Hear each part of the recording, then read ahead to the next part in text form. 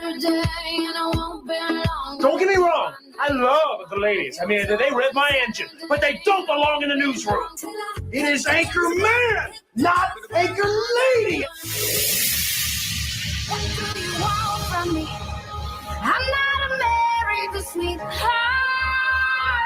Goodness sake, kid. Keep your voice down. Your father's listening to the radio.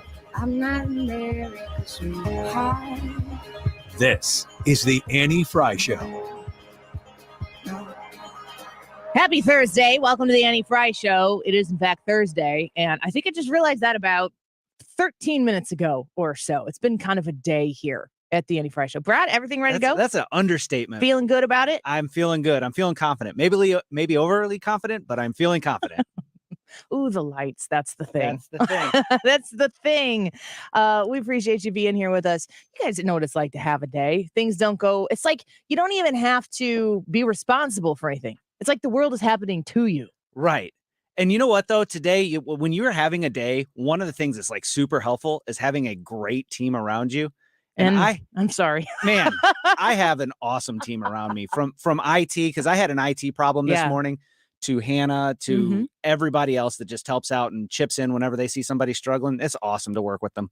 You know what could make it even better? Open AI, ChatGPT, that just does everything for you. So you just have to sit there and not do anything. Do you know about ChatGPT? I know a little bit about it. What do you know? Well, I know that you can type it and ask it to write songs or poems or questions or term papers, and it will do it for you, provided you give it the correct prompts and ask it the right questions and whatnot. And OpenAI.com says ChatGPT optimizing language models for dialogue. We've trained a model called ChatGPT, which interacts in a conversational way. I almost said controversial way, which maybe was also a little bit in my head first. The dialogue format makes it possible for ChatGPT to answer follow-up questions, admit its mistakes, challenge incorrect premises, which is interesting, and reject inappropriate requests. ChatGPT is a sibling model to Instruct GPT, which is trained to follow an instruction in a prompt and provide a detailed response. So you can basically go to ChatGPT and you can type questions into it, ask it things, and pretty much it'll give you a response that is as good as you're going to get on an issue. Mm-hmm. Well, today's YouTube live chat poll is, how do you feel about the OpenAI app ChatGPT? You've got 4 options today. Love it, meh, should be banned, or what is it? If you go to the Annie Frey YouTube channel, you can vote there. I think that this is kind of a controversial thing. The people who I know who have exposed themselves to this, some of them are obsessed with it. Have you noticed this? Yes. Yeah, I've noticed it as well. As like, a couple of sales associates I've noticed are obsessed with it, and our boss. I didn't know Steve loves it. Does he? Yeah, he's a huge fan. We heard Trisha the other day saying that she had ChatGPT write a few poems for her dog, which is a thing you can do. Mm-hmm. I wonder what you think about it. I'm going to just come straight out here off the top and tell you that at this point in time, with the amount of information I have on it, I want it to be banned. Me too. Really? Yes. I hate it. I've never used it, and myself, but I've been next to people who are using it. Yeah. And it's not it by itself, but then you see those videos of like the Boston Dynamics robots and all the stuff that they can do. And you're going, no. So the videos you're talking about are the ones who can like dance, like Fortnite dances. Well, yeah. And they can they can jump up on scaffolding and hand tools to workers and stuff like that. And it's like, oh, these robots can do a lot of stuff. So if those robots can do, I've seen those videos. If those robots can do what they can do, and ChatGPT, which is a toy for you to play with right now on the internet, can do what it can do, does somebody like you or me hating it and wanting it to be banned, I mean, okay, let's ban ChatGPT. Is that going to stop AI from doing what AI is going to do? I don't think it's ChatGPT specifically. I think GPT. What did I say? TP. All right. So I don't think banning it specifically is going to stop AI from AIing. Yeah. But I just don't think AI is something we should be pursuing. I just don't. I'm afraid to put anything into it. Mm-hmm. like exposing myself to it, not because I feel like I'm going to be addicted to it. I just don't want to give it, I don't want it to have any access to me. But it has access to you already because it gets all of its stuff from the internet. Yeah. And if you have a presence online, it knows who you are. But also, if you interact with it, I don't know what I'm talking about. I should know what I'm talking about, but I don't know what I'm talking about here. But just like if you interact with Facebook, if you interact with Google, if you interact near a smart device, that how many times are you sitting next to your phone and, the lady who you talk to on the phone here's something you were saying, but not actually saying to it. And you're like, buzz off, lady. I'm not talking to you. That's how my husband speaks to me. Wrong. Yeah, I mean, my phone pretty much every day goes, I did not hear what you were saying. And I'm like, I'm not literally talking to you. I think my husband and I had some Amazon devices in our house. I mean, it might have been 2 months. And I said, and he and I both together were like, get them out. We are not interested in them. There is a convenience that comes along with it. And I think every single one of these types of technological developments offers an immense amount of convenience. And I can imagine in 20 years when my kids are now, my age and they're living their life and, ChatGPT will be like the AOL dial-up signal to them. Like, oh, you remember when our parents were freaking out about ChatGPT and now we live in pods and don't do anything. It just seems as though to me, the way that this is developing, it's incredibly frightening to me. And that's kind of where I am at it. I'll be interested to hear what Hannah and Ryan think about it a little bit later in the show. But we want to know what you think as well. And if you've got any specific thoughts on it, if you've never heard of ChatGPT, make sure you go to the Annie Frey YouTube poll today. You just go to the Annie Frey YouTube channel and it's in the live chat section. You can join the conversation there. How do you feel about the OpenAI app ChatGPT? Love it? Meh? Should be banned? What is it? One of those votes there for you. I'm watching the march up to the State of the Union, which is going to take place Tuesday.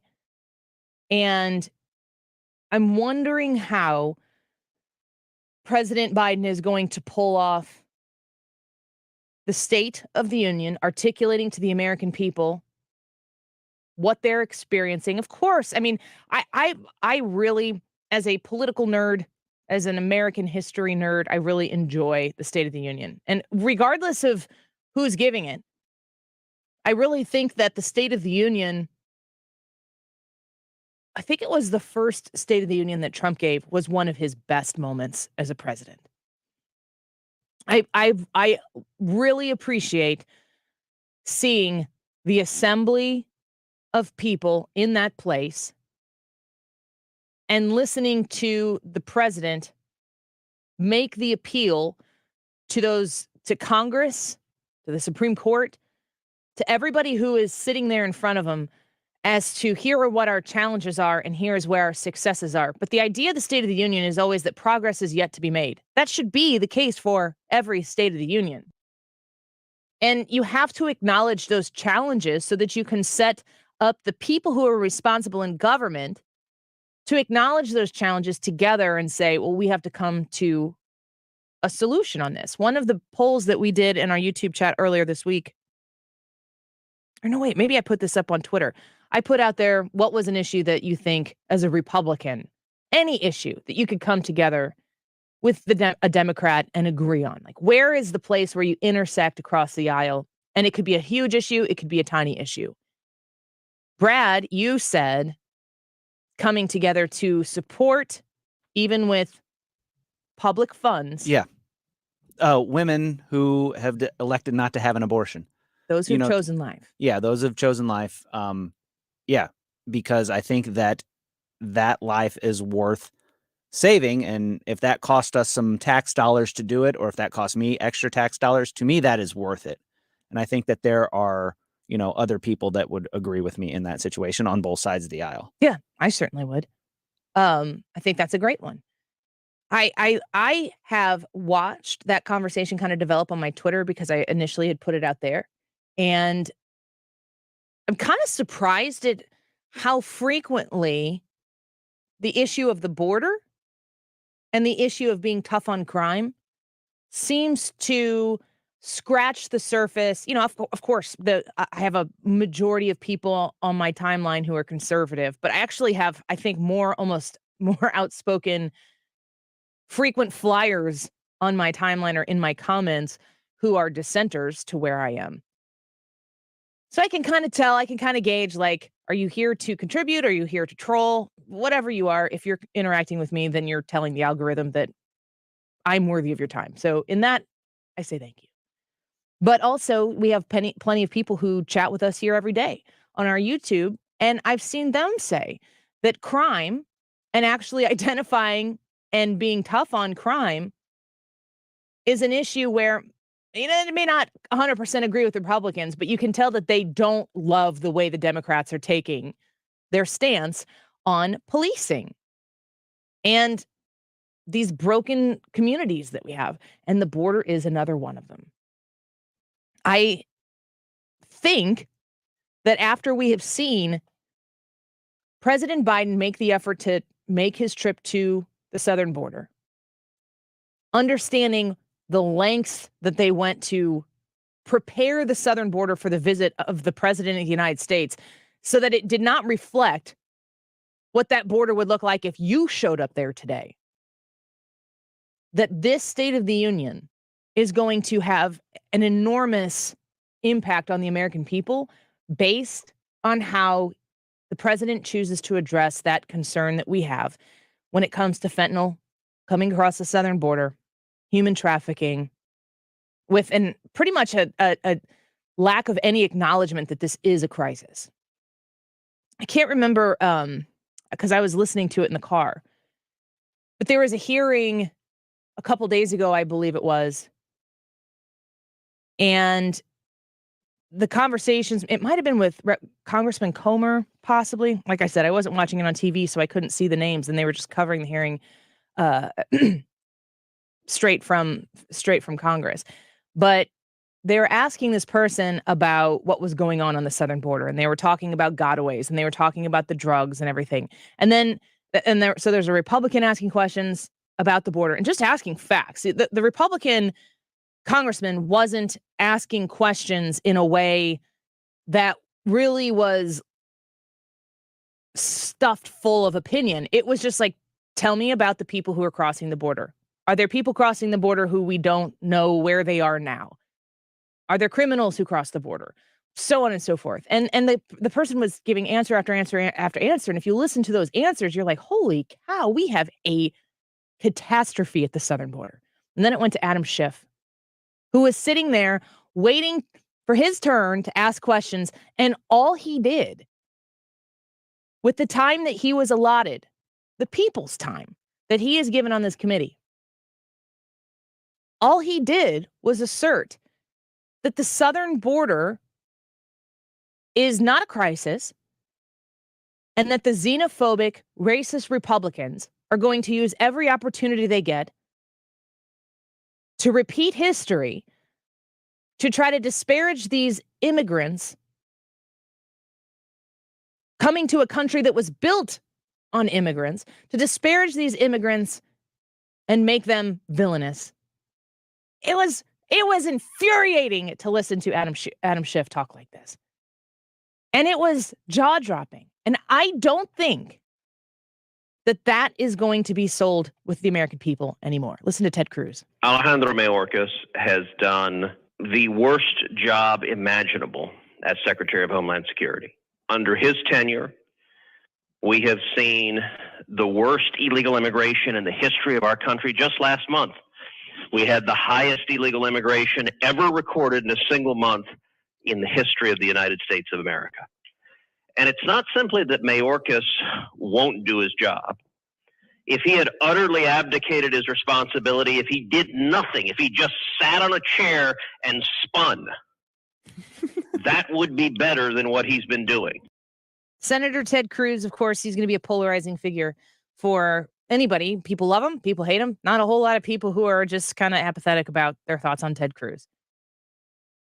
But that fight that is coming in this Congress and the target on Mayorkas's back is one that the American people are going to be exposed to on Tuesday when the president gives his State of the Union as to whether or not he acknowledges that there is a crisis. And again, I've had guests on the show where I've asked them questions from both sides of the aisle. A lot of times we have people on the left who want us to pressure a guest with a specific question. I have no problem asking those questions of the experts who I invite on my show. I feel as though they're experts, that they should be able to answer a question that might be posed as a tough question. That's kind of what makes them experts. But if the president, when given the undivided attention of the American public and Congress and everybody, except for the lone survivor, who I'm excited to find out who it is. It's a good show, at least the first 2 seasons. If the president refuses to acknowledge this as a crisis, it's going to be glaring to the American people because it's affecting every single state.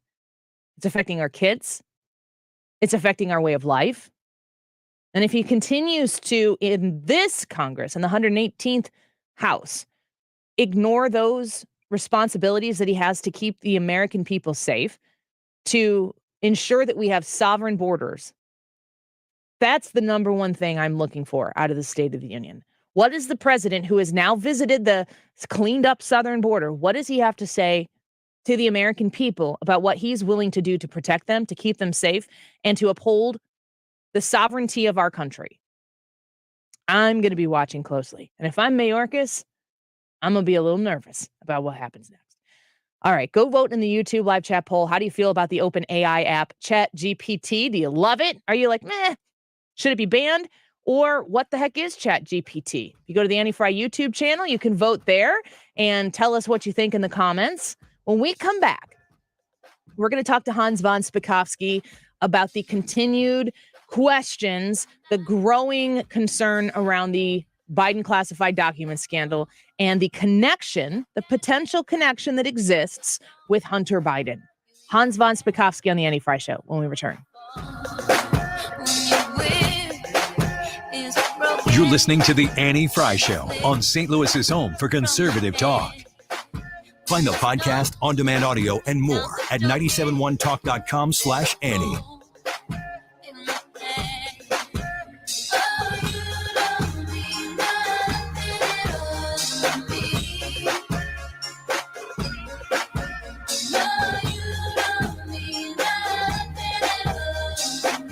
RulerFoods.com is the website you can go to and find the closest Ruler Foods to you. Your money is worth saving. You've worked hard for it. Why haven't you checked out where Ruler Foods is closest located to your home? Or maybe it's to your work. If you don't feel like, if you've looked and we don't have one really close to our house, do you have one close to where you work?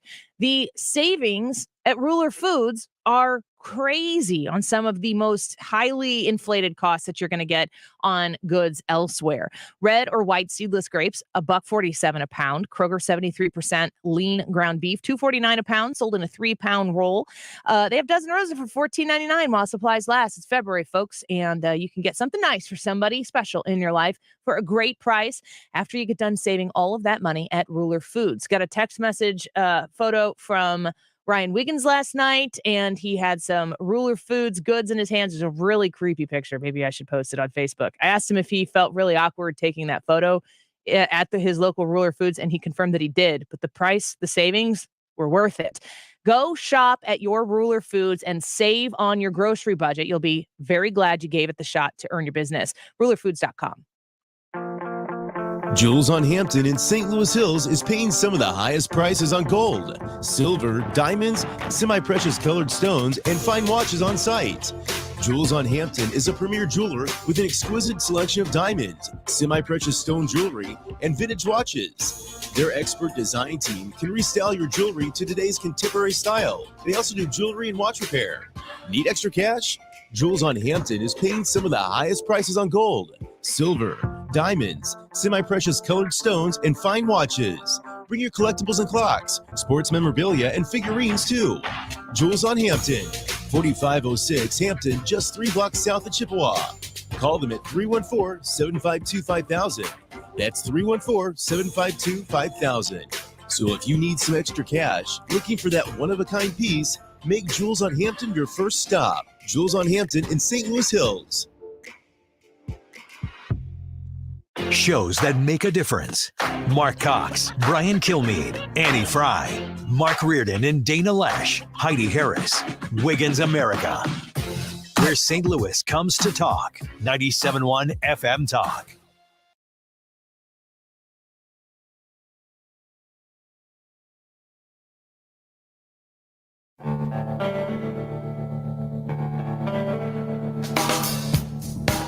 This is the Annie Frey Show.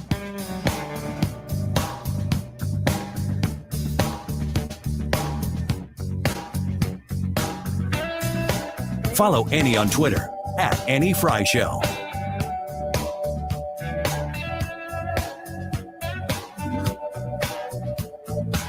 So long ago, I don't remember.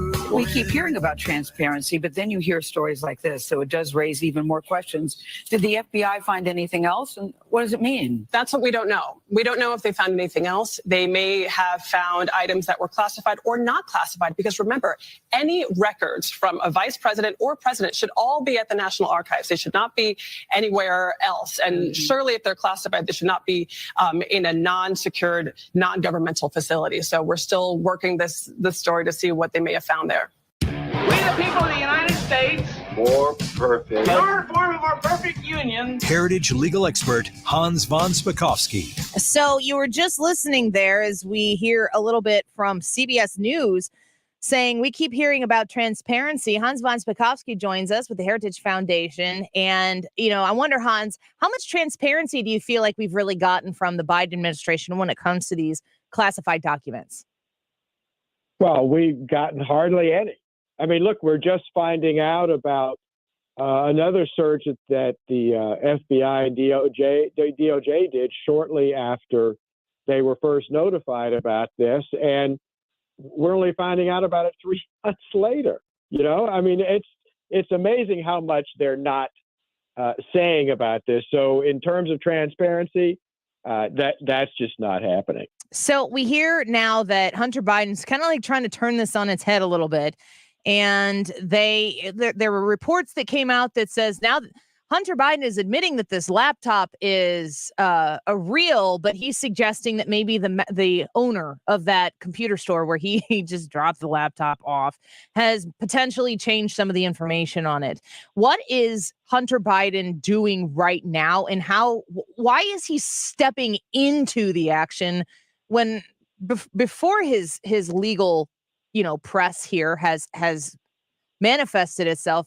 There were just a lot of questions surrounding him. He's kind of stepping into the middle of it seems. Well, I think this is a sign of, frankly, his stupidity that he would even come out and say something like that, because that claim is ridiculous.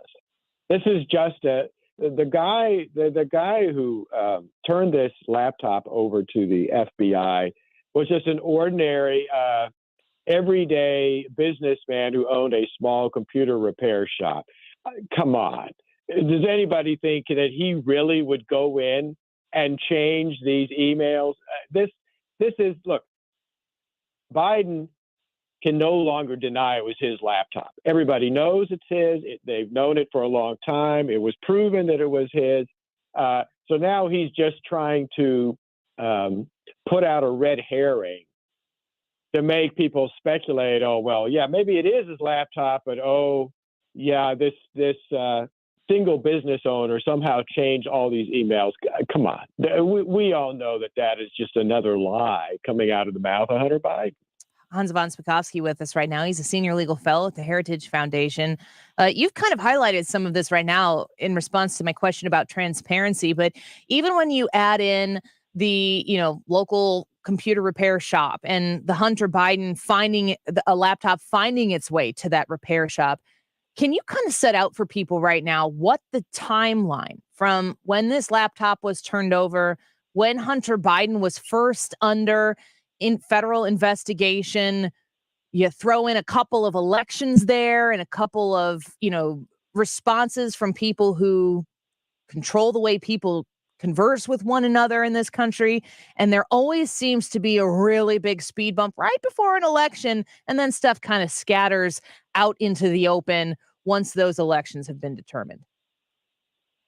Well, look, the the one thing we know is that this came to light in 2020, obviously before the election, and we know that it should have been immediately investigated. It was October of 2020. The New York Post also got hold of what was on the laptop and started publishing what was on it. And what do we know today? We know that agents within the FBI, including supervising agents, did everything they could to prevent an investigation from going forward on this. We know that social media companies jumped in and refused to publish any information about this laptop, including the original story of the New York Post. And where are we now? We're in 2023, and where's the investigation of the FBI? Where's the investigation of DOJ? They refuse to tell us. They refuse to say how far along they are, what's being done with it. And everywhere on every instance of anything happening regarding Hunter Biden and the laptop, there's been delay after delay after delay imposed by and caused by government agencies. Yeah. I mean, every day that passes with each story that provides a little more context to any of these different situations, it just breeds more questions from people who want to get to the bottom of what were Hunter Biden's business dealings and how did they involve Joe Biden? And was it on behalf of the American people or in spite of the American people that they were able to enrich themselves? They have become a very wealthy family, of course.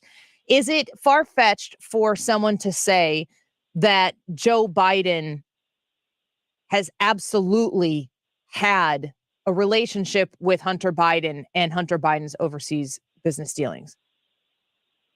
Well, that's certainly what Hunter Biden's ex-partner says. And that seems to have been confirmed by some of the emails and texts that have been published. And look, what makes this so much worse, and again, this goes back to the lack of transparency, is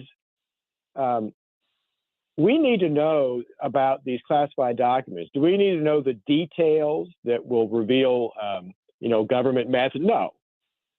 But we should at least be told whether these classified documents concerned China and Russia. There are sources saying they did. Well, China, Russia, Ukraine, those are all the places where Hunter Biden was apparently doing business and getting paid huge amounts of money, trading off his family name and the fact that his father was vice president. And now we find that Joe Biden himself had illegal, unlawful possession of classified documents about the countries where Hunter Biden and apparently the Biden family was reaping a fortune. That, come on now, that needs a thorough investigation, and I just don't trust that the FBI is actually doing that. Hans von Spakovsky with us right now, senior legal fellow at the Heritage Foundation, a DOJ lawyer, and also an author. I mean, when I think about the things that we spent years and years and years pursuing about President Trump and the accusations about his interests being more for his own enrichment and the benefits of other countries and at the cost of the American people. And I look at all of the evidence that at least sits in front of us right now that does bear responsible question asking. You're talking specifically about the contents of those classified documents, while they're, of course, not going to reveal the actual details of it. I feel like if this were Donald Trump, we would have had all the leaks that we need to know right now from the people who had a vested interest in leaking that type of information about Trump. They would have done the same thing. Whose decision is it to say, yeah, we're going to reveal that this did involve China or Ukraine or Russia? Who makes that call ultimately? Well, I actually think that because of it, there's supposedly a criminal investigation going on. I think the Attorney General, Merrick Garland, has the authority to do that. Certainly, the president could direct the Attorney General to do that. The president right now has the ability to declassify every single one of the classified documents that they have found that he was unlawfully possessing. And I have to say that unless there's a reason for them to remain classified, in other words, only if, again, they will reveal details that could hurt our intelligence gathering activities or somehow hurt our foreign relations, that's the only reason for them to remain classified.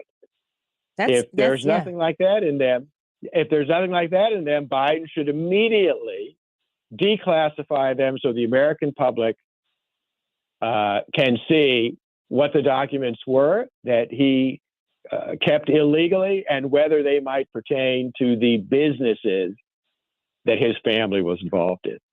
Hans, I'm curious about what you've seen with the House Republican majority so far and their ability to question and subpoena and compel people to testify on any of the given things that they are going to look into investigating more. We saw a bumpy start to the speakership, which I quite enjoyed watching that process unfold. Other people may have had different opinions on it, but it's February now. They are in the swing of things. If they got a late start, they got a late start. But how do you feel about what they've done so far with the majority power they have, albeit a very slim majority? Well, I'll tell you, I think they've got the right instincts. I know that they are hiring staff in order to gear up their investigations, and they should be doing that. In particular, they should be themselves looking into the Hunter Biden investigation. They have the ability, their intelligence committees do, to look at classified documents. They do it in secret. So they would be able to determine whether those classified documents were documents that the family was using to increase their wealth at the expense of the public.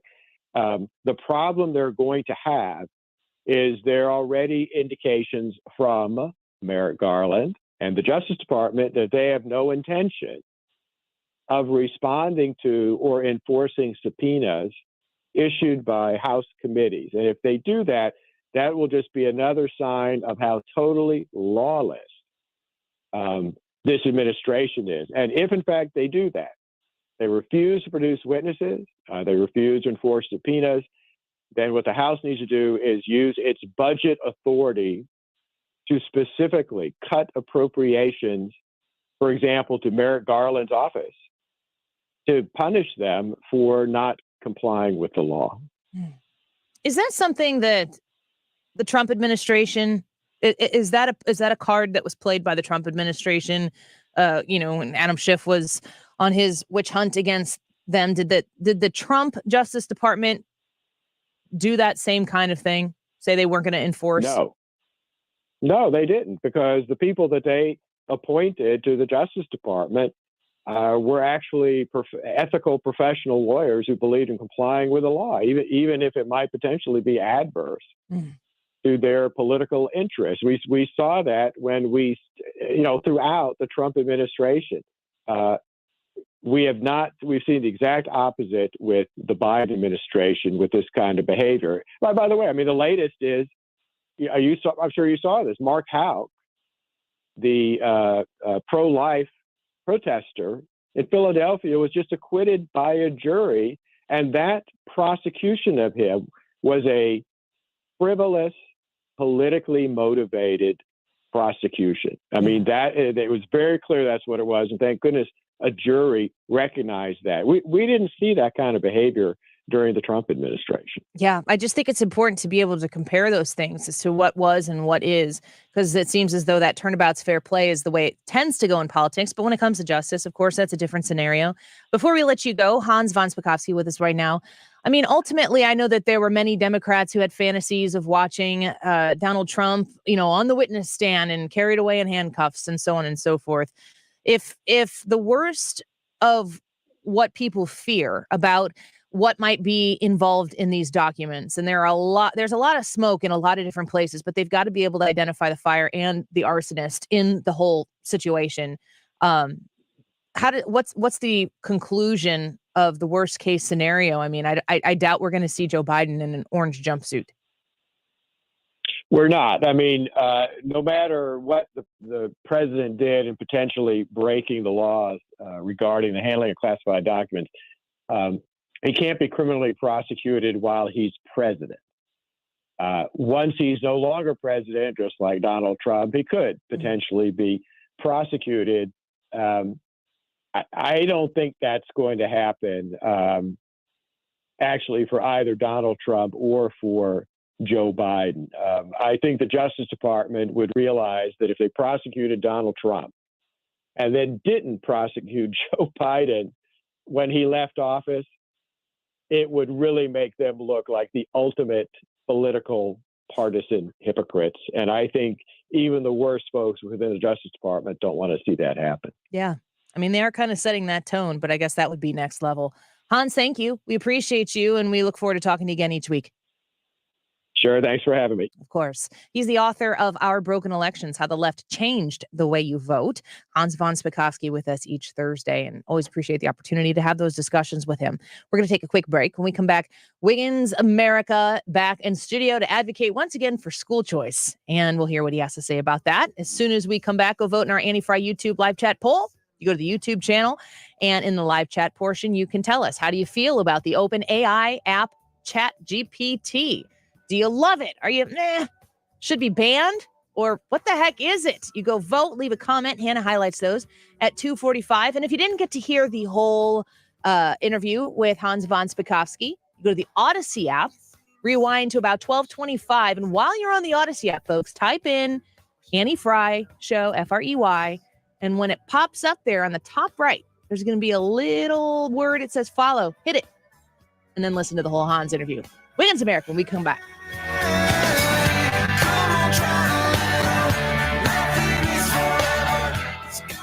This is the Annie Frey Show. Interact with Annie on Facebook. The Annie Frey Show.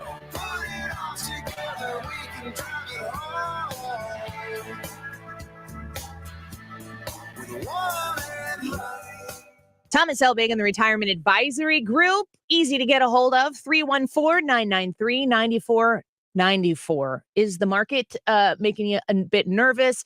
Feds raised rates again yesterday. What does that mean? It's complicated. I have experts on to talk to you about that. We'll hit that a little bit later in the show as well. But your personal retirement, you want to make sure it's safe and secure. You want to make sure that your ability to know that retirement is this far away, specifically your targeted goal, and that when that day gets there, you've got nothing to worry about and that retirement to set into. That's Thomas Helbig and the Retirement Advisory Group. The family business there with his nephew, Bob Kershaw, and Bob's wife, Tammy, are going to set you into your retirement with confidence and without the anxiety that you might feel in your gut right now. If you're afraid of what is coming, or if you know, I've been working really hard and it's going to be great, maybe I can retire earlier than I thought.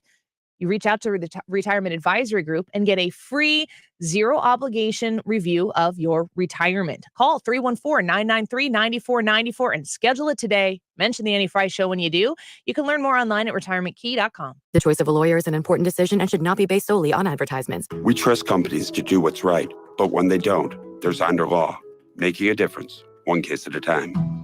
Call Onder Law Personal Injury Lawyers at 314 or 618-9 million. Congress has authorized trillions in new spending, along with doubling the size of the IRS agency in just the last few months. Do you think that is by accident? No, it is with a purpose, to go after small businesses, employees, and individuals who have not filed or paid their taxes. If this is you, don't panic, just call. Hi, this is Lance Drury with the Lance Drury Law Firm in St. Louis. Interest and penalties on your tax bill won't stop until you take control. Call me, Lance Drury. I'll tell you in advance an affordable fee, which includes costs and expenses that works for your business and family. Your first visit to the Lance Drury Law Firm is free and confidential, so you have nothing to lose. Call me today. Remember, if you have IRS issues, you have legal issues. You need an attorney. You need us, the Lance Drury Law Firm. Call me, Lance Drury, at 314-260-6120. Or go to Lance, DRURY law.com. The choice of a lawyer is an important decision and should not be based solely upon advertisements. I'm Dr. Nick Barnes at Health From Within Family Chiropractic in Rock Hill, At Health From Within, our mission is to transform the way you manage your health by bringing you the truth about health and healing.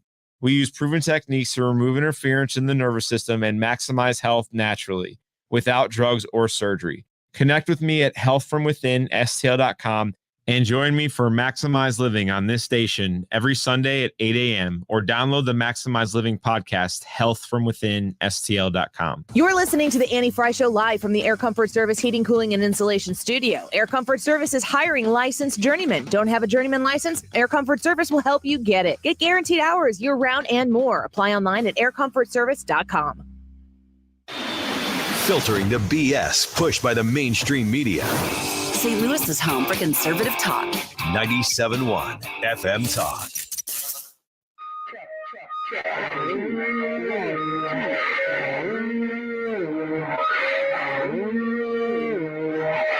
The Annie Frey Show is streaming online. Watch us live on YouTube and subscribe.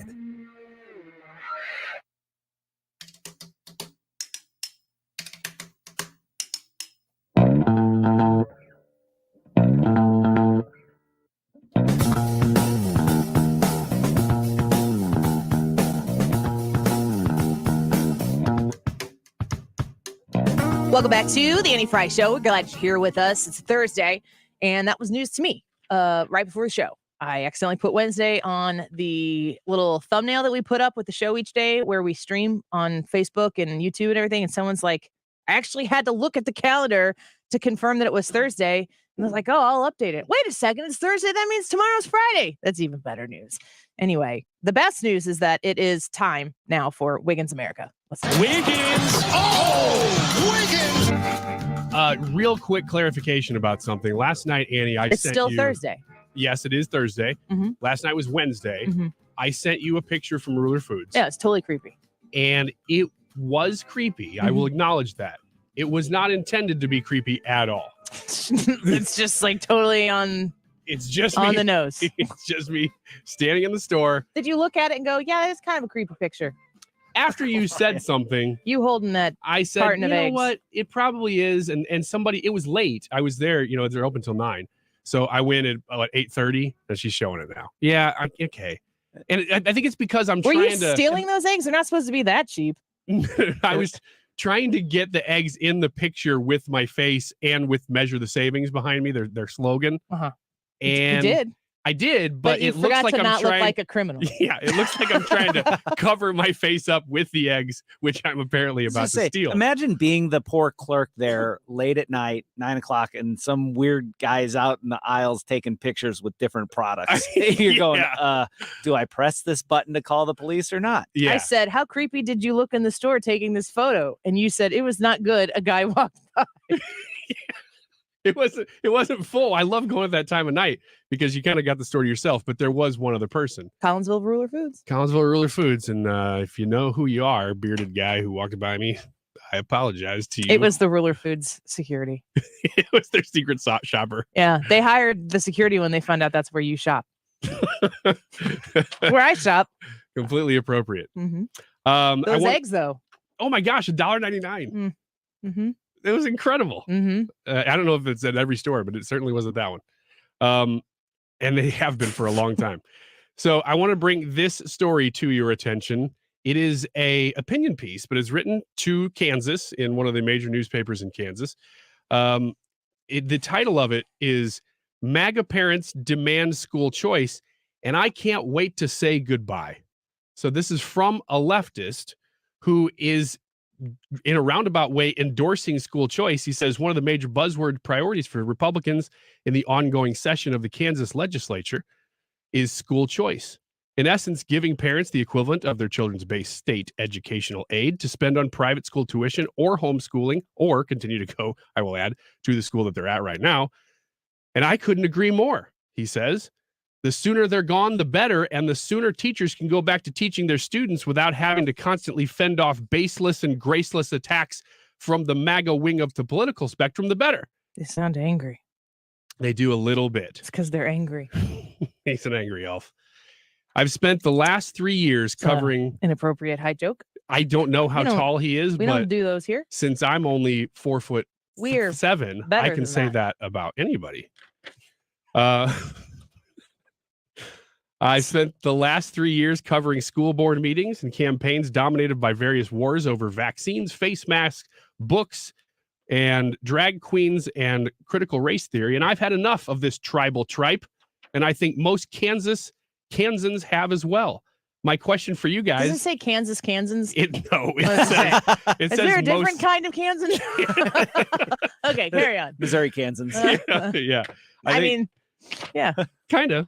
I think most Kansas have as well. It's not written correctly, so I tried to correct it for him. This is a public school educated person. I would assume.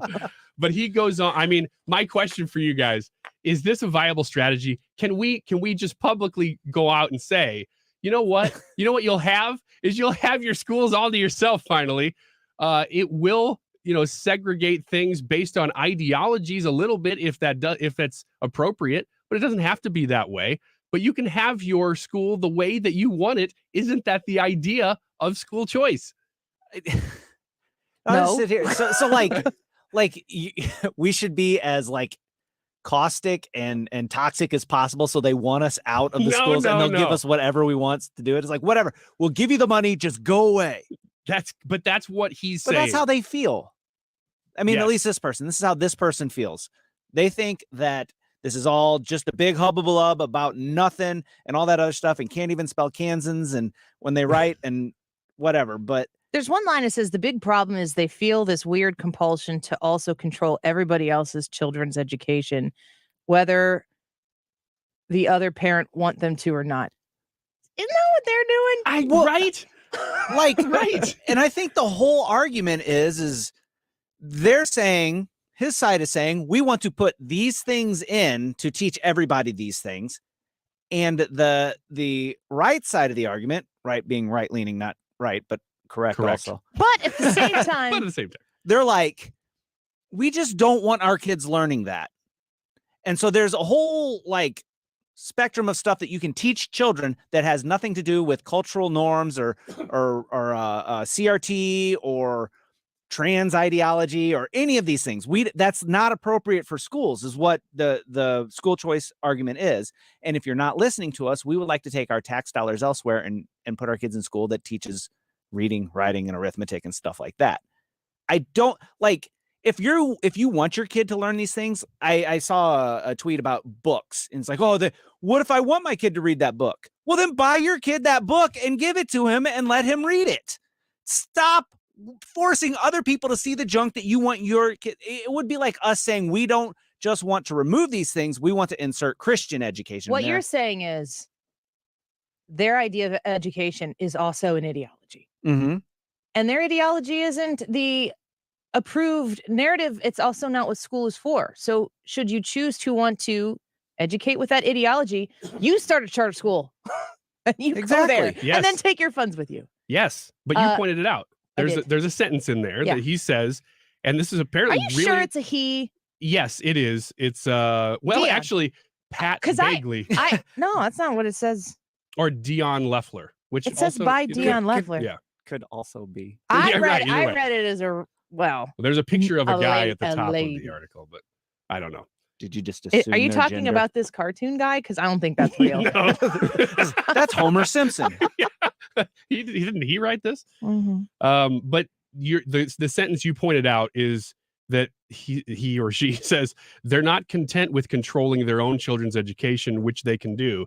They feel this weird compulsion to control everybody else's children's education, which ultimately he's making an argument there, or she and gals for school choice, because and coming to the same conclusion that we've come to, which is that if you want to educate your children in a certain way, your tax dollars should not be bound to educate them in a different way, which is the whole purpose of school choice, like you were saying, Brad. Yeah. The issue isn't education, though. Like, that's where you seem to be very focused and make very smart points for school choice, which nobody in this room is arguing. No, school choice is a great thing. But the idea that advocating harder and stronger with more facts about why school choice is good for kids is playing on the baseball field where the actual game is on a football field down the street. Because it's an ideological war. No, it's a money war. It's a money war. It's a power money war. The system is set up to uphold a certain kind of structure, and it's the power that it goes back and forth with donations of money between lobbyist groups and politicians. I mean, it's pretty clear and obvious to me that none of this is about the kids. Yeah. And I mean, even the arguments that are being made here, this is a trash article, and I'm not saying that about you highlighting it because I think people should see it to see how dumb these people are. Yeah, I'm talking to you, he or she, whomever this might be. But the things that they list, the assumptions that they're making about you or me, because listen, I send my kids to a Lutheran school because they talk to them about Jesus, and that's important to us. And I pay a decent amount of money of my hard-earned money and tuition on top of my astronomically high property taxes, and it's still worth it. It would be great to have the benefit of the money that I pay into the education system to actually go to educate my children, at least while they're in school.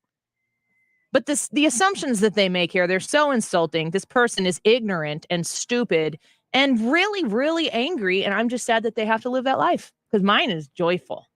Always. Because of Jesus. Yep. I'm not wrong. No, you're not. No, It's so tell nice. the truth. It's great. Let's talk to Tyrus when we come back. Hi, this is Thomas Helbig with the Retirement Advisory Group. Hi, I'm Bob Kershaw, Tom's nephew. As a family business, we are committed to protecting your retirement, whether you're nearing retirement or already retired. What if it were possible to protect you from market downturns without having to make an emotional decision to buy or sell? What if you could take advantage of a strategy that would automatically take you out of harm's way during the bad years and position you for the growth opportunity during the good years? The secret is in linking safely to the market without putting your principal at risk. By linking to the market instead of owning the market, you can participate safely on autopilot and lock in your gains without creating a taxable event.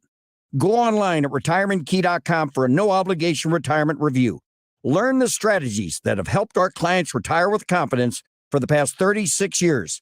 And just for coming in, you'll get a copy of our latest edition book, Your Key to a Worry-Free Retirement. So go online at retirementkey.com. That's retirementkey.com. The real estate market continues to make headlines for buyers and sellers. The big dilemma for sellers is finding the right buyer willing to pay the right price. Hi, Mark Cox here. And while most agents will make big promises, Gloria Liu with Your Home Sold Guaranteed Realty will actually present you with an upfront written guarantee. It states Gloria will sell your home at your agreed to price and time frame, or she will buy it, guaranteed in writing. Does your agent compare to that? Gloria's able to make this bold offer because she already has the buyers. So before you list your home, do your research, get to know Gloria Liu like I have. Call today, ask about her no obligation cash offer program or her guaranteed sold program. It's 314-325-6888. That's 314-325-6888, or visit gloriahasthebuyers.com.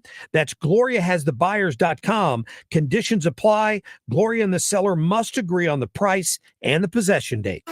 KFTK FM Florissant. From the Under Law Injury Lawyers, GetJim.com studio, 97.1 FM Talk. Always live on the free Odyssey app. The lawyers say not so fast. Lisa Brady, Fox News. An attorney for President Biden's son Hunter says a letter asking the Justice Department to investigate people spreading information from his laptop doesn't actually confirm it's his laptop. Instead, attorney Abby Lowell says the focus is on those seeking, manipulating, and disseminating what they allege to be Hunter Biden's personal information. This is the same laptop House Republicans have promised to investigate over concern about the president's possible ties to his son's foreign business dealings, something the president has long denied. Fox's Rich Edson. Repair shop owner Mac Isaac says he received the laptop in 2019 and then tried for months to notify Hunter to pick it up.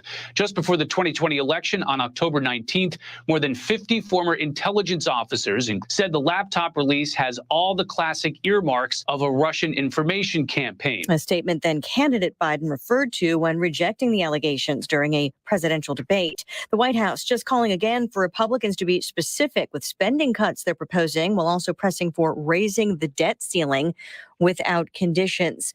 A vote in the House to kick out a Democratic congresswoman from a committee over anti-Israel statements. House Democratic Minority Leader Hakeem Jeffries slamming the House Republicans' vote to expel Minnesota Representative Ilhan Omar from the House Foreign Affairs Committee. It's not a public policy debate. It's not about accountability. It's about political revenge. Republicans are focusing on past statements Congresswoman Omar has made related to Israel and 9/11. But Leader Jeffries pointed to controversial comments made by members like Representatives Marjorie Taylor Greene and Thomas Massey, who are sitting on prominent committees this Congress. Fox's Ryan Schmelz on Capitol Hill. America is listening to Fox News.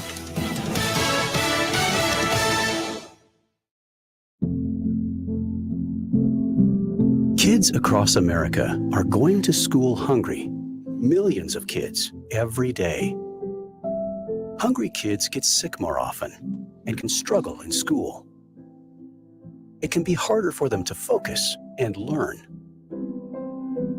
But one simple thing can help change all of this for a hungry child in America. Good, healthy food and the energy it brings. With help from caring people across America, No Kid Hungry is providing healthy meals and hope to hungry kids so they can build better futures. We want to ensure that all of our kids have healthy meals every day. Thank you. Thank you for helping feed our kids. To learn more about ending child hunger in America, go to helpnokidhungry.org today. Air Comfort Service, heating, cooling, and insulation, weather. Chilly times continue going through our Thursday afternoon, though temperatures up a touch. 45 today, a mix of clouds and sunshine. Tonight, here comes a cold front.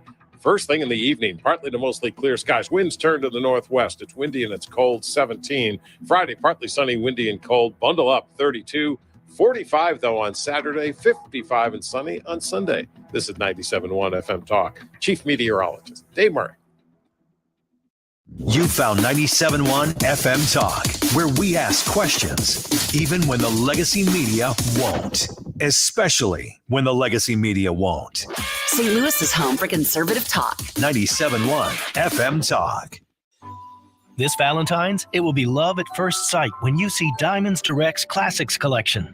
This must-have collection includes diamond stud earrings, diamond hoop earrings, diamond pendants, diamond bracelets. These beautiful romantic gifts even come in any budget. Diamond Classics are like the little black dress. It's jewelry every woman needs, something she can wear every day, whether just running errands or going out on the town. A nice pair of diamond stud earrings goes with just about anything. Now is the perfect time to celebrate your love with the gift of jewelry. Diamonds Direct has all of the trending fashion jewelry she needs to complete any outfit. Whether she needs a pop of color with a gorgeous gemstone necklace or classic diamond studs to wear every day, it's all at Diamonds Direct. Come and let us help you start the jewelry box of her dreams. And remember, with every purchase at Diamonds Direct, you're guaranteed the best value price and a luxurious shopping experience. Come celebrate your love this Valentine's at Diamonds Direct. Your love, our passion. Learn more at diamondsdirect.com.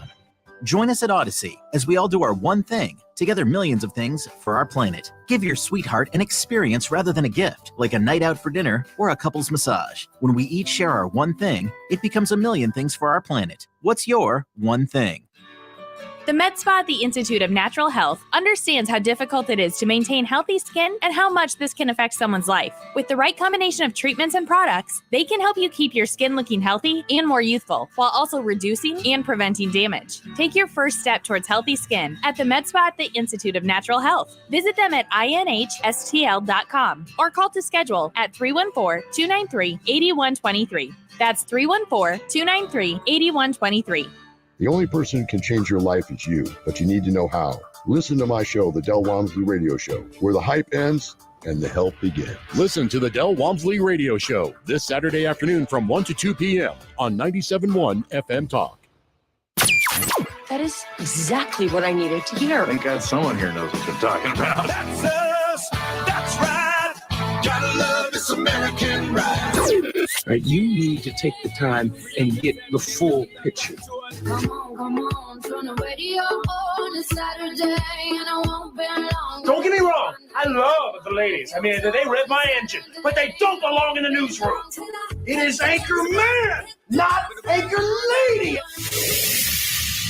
What do you want from me? I'm not America's sweetheart. Goodness sake, kid. Keep your voice down. Your father's listening to the radio. I'm not America's sweetheart.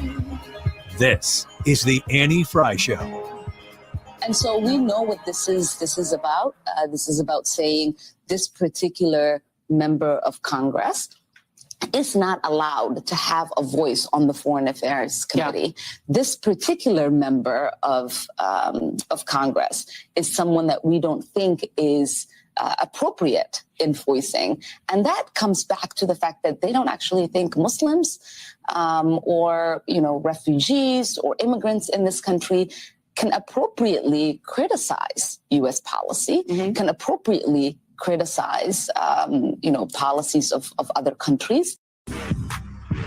You're becoming like my most stable relationship. Enough said. Well, that was Congresswoman Ilhan Omar talking about how she is being left off of the Foreign Affairs Committee. She's making some broad generalizations there.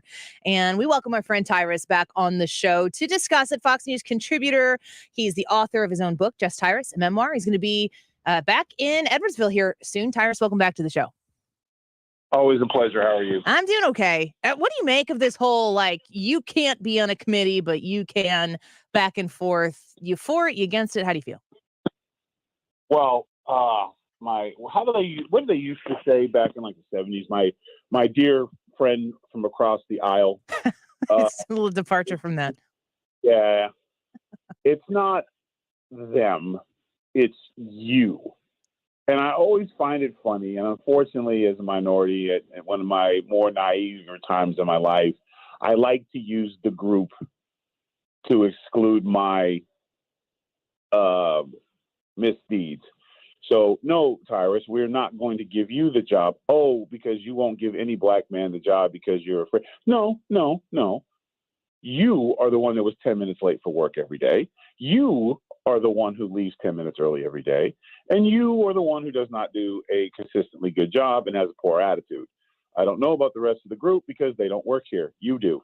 So she has done, and when you don't have a legitimate argument to defend yourself and your actions or your record, you go to this, you play this card. And we see this with the woke all the time.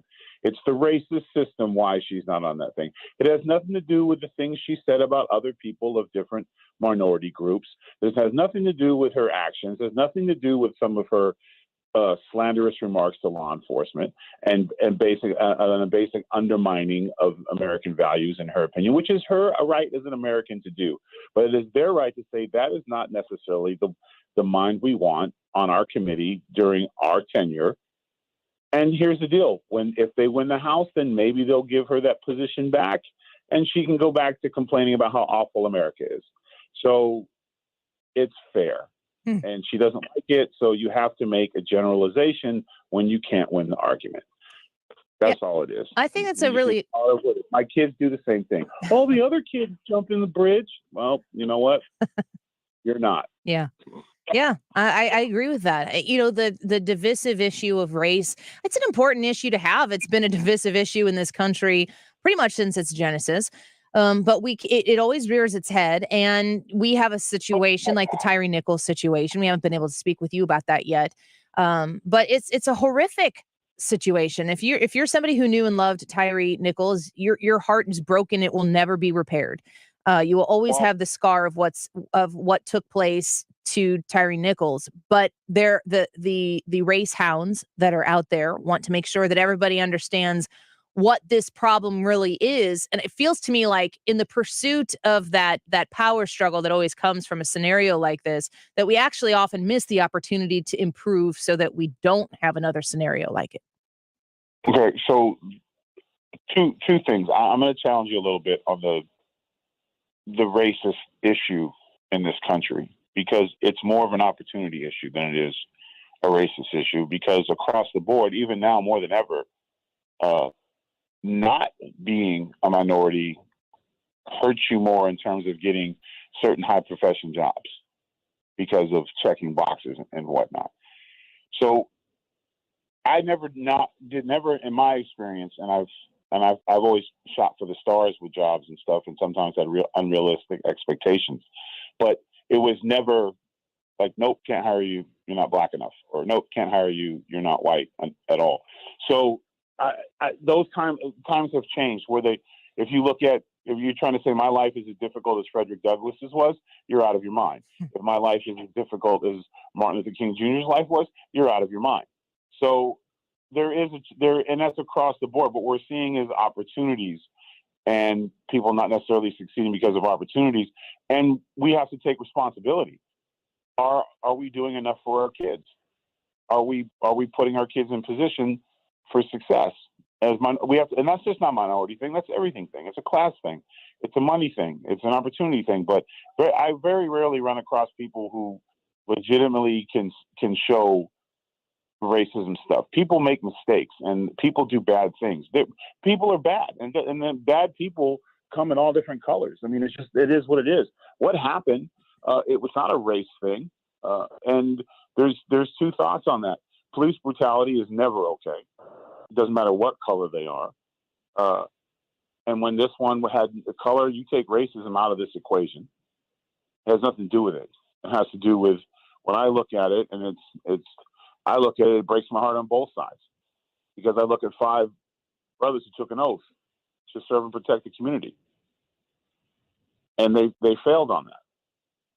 And I try to think why. I also want to see the whole thing, because it to me, when I look at that, is it the frustration of being a police officer that we're starting to see spill out? Is this the results of the defund the police movement, of them being spit in the face, being attacked on all the time, that their stress level, and and then that's when policemen of all colors and women need to start looking at, is this job worth it? Can I serve given the amount of pressure and stress that is on me? No excuses for what they did. And they're being charged, and they will have their day in court. And, my heart goes out. No one should have to lose a son or a daughter like that. Doesn't matter what color they are. Yeah. And I think the difficult thing is, here's the thing, when it happens to a white young man, it don't make the news. Correct. Yeah. It doesn't, there's no ratings in that. There's no shock value. This story is not getting the same coverage as other police brutality stories because the race card isn't in there. But we're so thirsty for racism, the media is, that they'll try to say somehow the system is, and somehow these black men, they're going to take away their color, and now they were agents of white supremacy, which their blackness has nothing to do with their character. And as soon as media figures it out, it's about character. And there are rotten people in this country, and it's the side effect of having a free country where you can make your own choices, do your own thing, and act the way you want to act. And we're seeing the results of that. Yeah, it's such an important point that you're making with that assertion that somehow these officers were agents of white supremacy. I mean, effectively what that argument does to try to keep the race division alive and well in this country and in the political landscape is it really actually absolves those officers of their own actions because they need to connect it to white people. And that's egregious to suggest that those men aren't responsible for what they did. Those 5 men who happen to be black are horrible cops based off what I saw. I don't care what color they were. They should not have badges. If that's their answer to keeping the streets safe, they completely misunderstood what their oath was. Mm-hmm. And that goes for any officer that takes, and listen, it takes a special person to wear that badge and do the right thing. I don't think I could. With the amount of abuse and how fashionable it is to go after police officers. So, all the respect in the world for law enforcement. Yeah. This is not law enforcement. These are these individuals. Yeah. The individuals who did what they did to George Floyd, it was those individuals.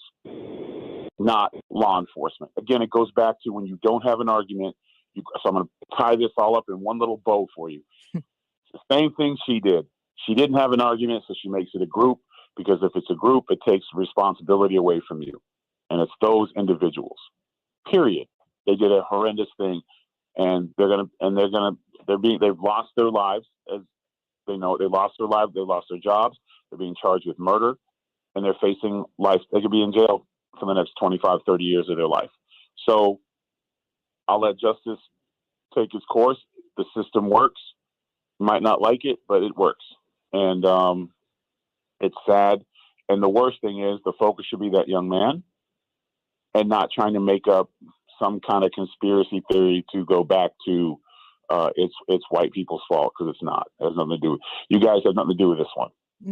I love that you're so confident to be able to say that, because there are a lot of people. I obviously am white myself, and it's an issue that I know that I need to talk about and discuss and bring up. But there are a lot of rules, and there are certainly a lot of people out there who want to destroy me the second they feel like I step out of line. But how do you have the important conversations and still push the issue out there to have real, honest discussions? Where at the bottom of the bottom line here is the idea of personal accountability, that we should all be personally accountable for our actions, our words, and our deeds. And it seems as though the movement that's out there right now to take away personal accountability, to make you a victimizer if you're in, a newly marginalized group, it's just a really, really hard path for a lot of people to walk right now, which is why speaking with you on these issues is always so great to be able to do that. Well, it's an easier path to blame everybody else. I used to make jokes about this all the time, but I don't really see color when it comes to a person, but I do see character, and character counts, and that's usually how I choose my friends. Not all my friends are black. Not all my friends are white, but all my friends I trust to have my back at all times, because why? We share the same character. We're brothers in that sense. But the problem is characters don't sell newspaper. Hey, I do Annie Frey show every week that I can, because I like her character. I like her. I like her family. I like the staff. They're nice. When I bring my family into town, they greet us with smiles and handshakes. Never once have I thought, "Oh, that's a really nice white lady." That says something about my character. Yeah. When you only see skin deep, you're not that deep, and you're not really somebody I need to be around. So again, it's not sexy. And if my career ended today from this conversation, I absolutely have no regrets. Yeah, what were you fired for? I support character. I'm good with that. Yeah. Well, we need more of it. So, but it's not going to make the 8 o'clock news. It's not. Well, it makes the Gutfeld show on a regular basis. We always love seeing you there, and you guys are doing a fantastic job. And every time you can come on the show, we're grateful to have you back in Edwardsville here at the end of this month. It's February. And from what I understand, your shows from town to town to town are doing great. And we love the fact that you started it here. Yeah, they're sold out. I was at Cotton Eye Joe's last night in Knoxville, Tennessee. That was my first. I did a world famous country western bar. Who would have thought that? But it was sold out. So there you go. And then of course I got a few left before I get a break. But it's fun. I like getting out on the road. I get to talk to the people, and it keeps you humble and having a good time doing it. So I'm gonna keep on doing it. But again, and my shows are full of people of all different walks of life. I don't really the only one. Well, I'm kind of dominated a little bit by a little older group. But those little old ladies, they love you. Yeah. I've met them. They tell me all the I time. need to watch my mouth. Yeah, my language. They'll forgive my language because it's at night. So I appreciate it. All right, Tyrus. Well, we'll talk to you again next week, and we can't wait to have you back in the Midwest. Maybe. Who knows? Yeah. But yeah, we're counting on it. All right, I'll wear a disguise. Fantastic. Thanks, Tyrus. All right. Bye-bye. He is the co-host of the Tyrus and Timpf podcast, and he's a co-host of Gutfeld, Fox News contributor, NWA World Television Champion and an author of his own book. Go say hi to him on Twitter at Planet Tyrus. And when you come back, we're going to say hi to Stewie. He's in the studio with us because the feds just raised rates again yesterday. And this just keeps happening. And of course, it's going to have an implication on you. But how? What does it mean when the feds raise the rates? All the details that you need to know with our expert, Stewie from Stuart's American Mortgage. When we come back, don't go away.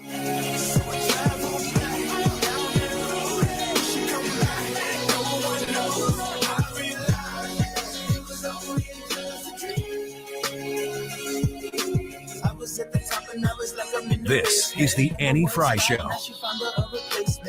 Follow Annie on Twitter at Annie Frey Show.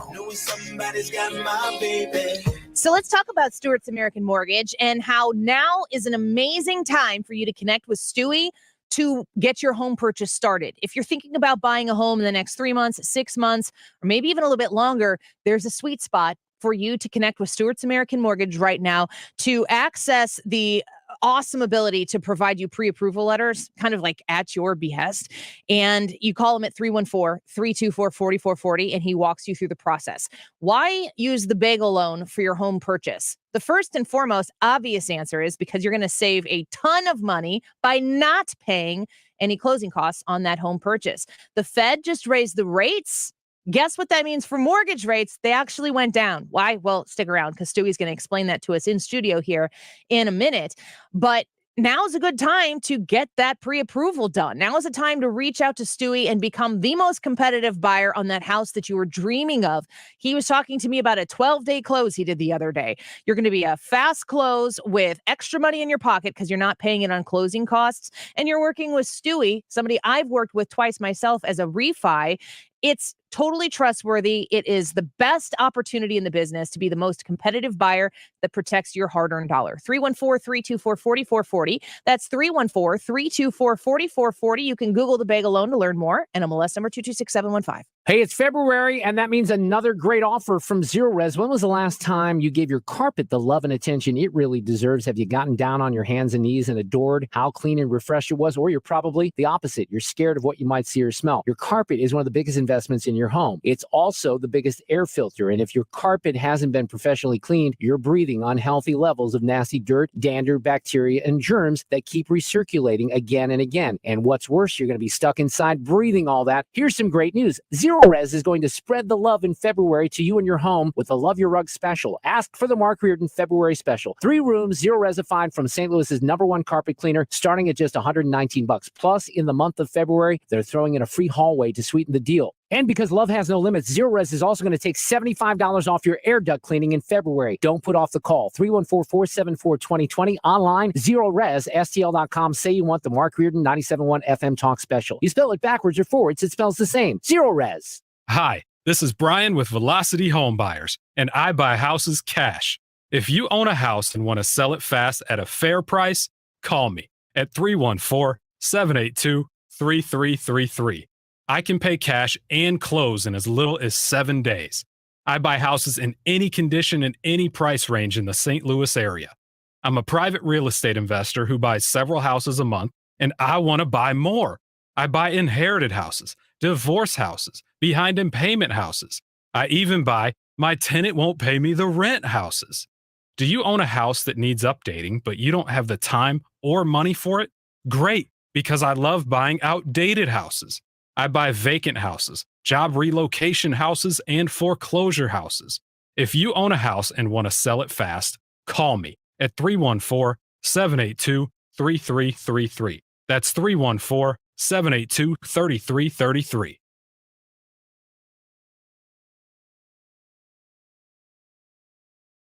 Without regard to race. And critical race theory is exactly the opposite. Weekdays from 3 to 6. St. Louis's home for conservative talk.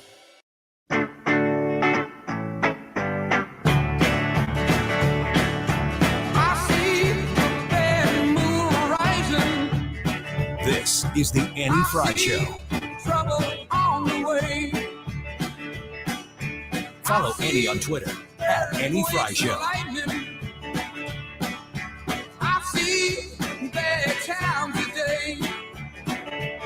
Price stability is a responsibility of the Federal Reserve and serves as the bedrock of our economy. Without price stability, the economy does not work for anyone. In particular, without price stability, we will not achieve a sustained period of labor market conditions that benefit all. Today, the FOMC raised our policy interest rate by 25 basis points. We continue to anticipate that ongoing increases will be appropriate in order to attain a stance of monetary policy that is sufficiently restrictive to return inflation to 2% over time. In addition, we are continuing the process of significantly reducing the size of our balance sheet. Restoring price stability will likely require maintaining a restrictive stance for some time. I will have more to say about today's monetary policy actions after briefly reviewing economic developments. Well, that riveting and engaging statement by the Fed chair, Powell, saying that we've raised rates again 1/4 of a point, and that's important. And I can't give you the details why, which is why I bring in the experts for these types of news stories, because it has a huge impact on pretty much everything eventually.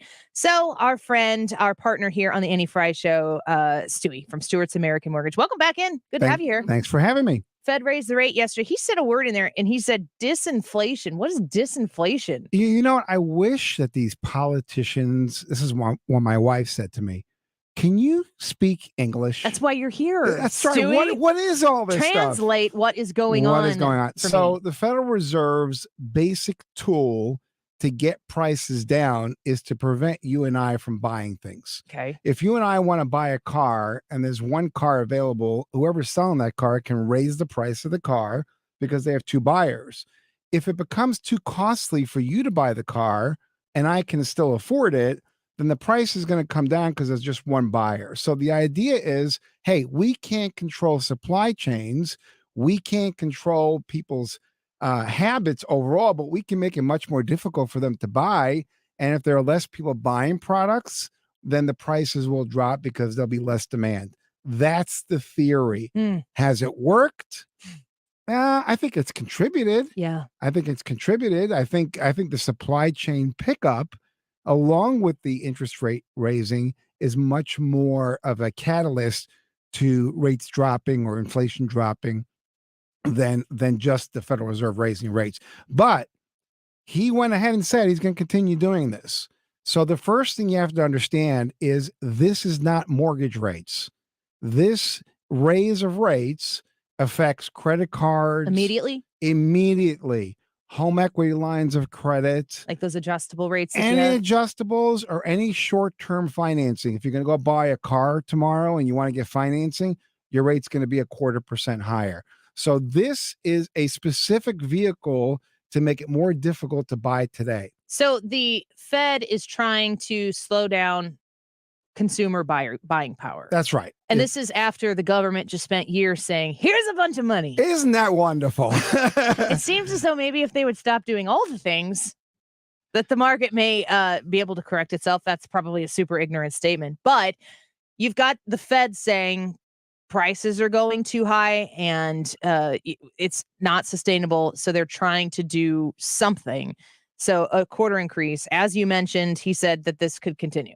Well, this is going to continue. It's going to continue at a slower pace, but they're going to keep raising it until us as a community, as a country, almost choke to buy anything. It sounds wonderful. I know. That's what it is. The more government action than the turn. That's my statement. I not yours. love it. I love it. But okay. So you said immediately this affects things like your adjustable rates, your credit card rates, but it's not directly tied to mortgage rates. A funny thing happened from what I've read here. Mortgage rates have gone down. Right. Because when he made the statement that disinflation, which is his word for inflation dropping, which it has, okay, that the long-term economic outlook from his perspective is positive.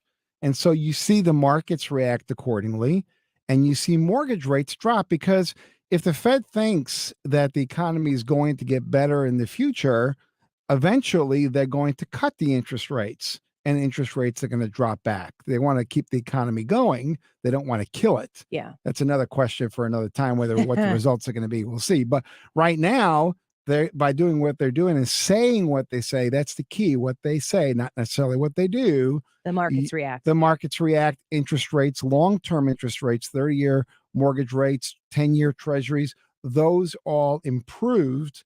And so this is an opportunity to do all kinds of stuff on the mortgage side. But it's kind of weird because people walk around and say, oh, interest rates went up 0.25%. I got a call this morning. Oh, did my rate go up? Because I haven't locked it yet. No, it actually went down. Well, how's that possible? They're not directly related. So, but eventually they could be. So I guess what buyers, especially if you're looking to be like a home buyer, we've talked about how it can affect your purchase of a car or other goods out there. If you have debt on a credit card right now, we can talk about that in a minute. But if the rates are coming down right now, then that makes me think that, especially it's February, I guess. And when I talk to my realtor friends, Jen Teskey is going to be in here tomorrow on X's and O's. When I talk to my realtor friends, they say that as long as inventory remains low, people are still buying houses. We're still seeing plenty of contracts come in where it's over asking price. But if inventory is low and mortgage rates come down, I think people are probably going to want to get out there even more. If you're considering buying a home right now in any way, shape, or form, your best move is to buy it right now. If you wait till the interest rates go down, all the millennials that are waiting on the sideline. It's always the millennials. I know it's always millennials. Anybody, I like to say that because, I'm older, but anybody that's thinking about buying in spring or buying when the interest rates drop, they're all going to flood the market. And we're going to be back to where we were a year ago, where people are offering $10,000, $20,000, $30,000, $50,000 over the asking price. So not only are you going to have to pay more, the chances of you actually getting the house are a lot slimmer. Your best move is to buy the house now, then refinance. I mean, if you do the bagel loan, which is our main product for refinancing, there's no closing costs. So buy it now, pay the slightly higher interest rate. And then when interest rates go down, refinance for free. That would be a much better forecast and plan than to wait for the interest rates to drop and then jump in then and do it. Sure. And people have to buy homes when they need to buy homes. And I'd imagine that there have been people in the last, how long have rates been? Like, when did rates peak? I think the highest was about 90 days ago. 90 days ago? 90 days ago. So if you were in the last 3, 4, 5 months and you bought a house and your rate was a lot higher, I talk about this when I do my advertisements for you being a sponsor of the show, that people should consider that refinance if they had that super high interest rate, because they've come down pretty considerable. Like, it would make a real difference in your monthly payment to lower the rate where it is right now. But I think to myself too, and I've talked to you about this, like, what if I don't want to have another hard inquiry on my credit score? What if that's keeping me from going and saying, because if I use the bagel loan, I'm not going to pay it doesn't cost me to go through the process. It saves me a ton of money in interest over the course of the time of the loan. But then you're going to be checking my credit again. What do you say to those people? Well, what's the credit score for? The credit score is there for you to have the ability to borrow money cheaper than what you had previously or than anybody else. So if you're not going to run your credit, or you're not willing to do that to save $100 a month on your payment, then what's the purpose of the credit score? That's why it's there. People don't realize when your credits run, within 30 days, it typically bounces back anyway. So a credit from a mortgage lender or numerous inquiries by many mortgage lenders will not significantly affect your credit. I have people calling me and say, hey, I'm shopping for a mortgage. I don't want you to run my credit because the previous lender ran my credit. That's a mistake. The repositories, Equifax, TransUnion, Experian, they know that people are shopping for mortgages. So they're not going to penalize you if a second mortgage company will go ahead and run your credit. They're not going to do anything. That's not going to affect your score. One hit, 3 or 4 points, it bounces back in 30 days. If you're buying a house, you can shop, no worries. If you're refinancing, it'll come back in 30 days anyway. No big deal. Yeah. And talking about those refinances, I've done a bagel loan refinance on my home twice with Stewie. I have learned all about how the bagel loan works, and I've talked to you about it many times on this show, that you don't pay the closing costs with the bagel loan. You can refinance in a really, really quick amount of time and get straight to the point with it. But the first time I did it, we purchased our home in 2015. And I think we refinanced in 2019. Those 4 years were a dramatic decrease in rates. They just went down. So I just did a straight refinance with you.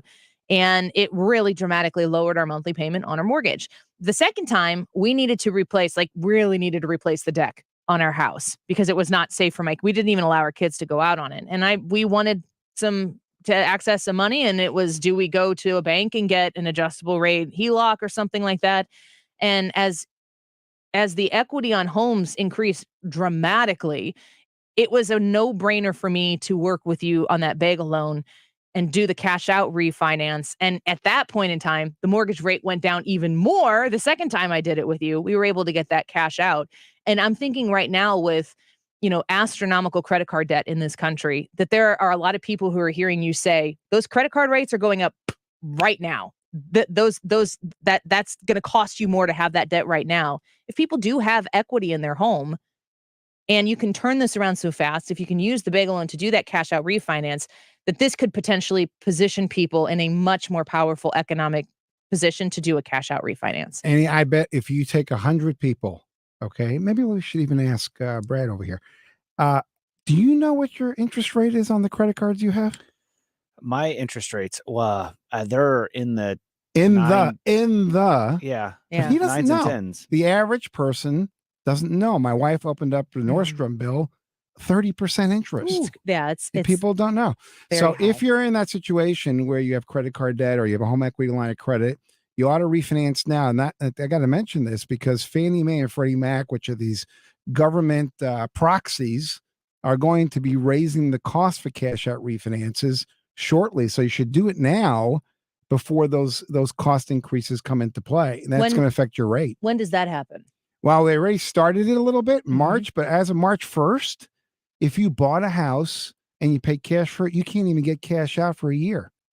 The government's not going to let anybody get cash out on their house if they buy it unless they've owned it for 12 months. Man.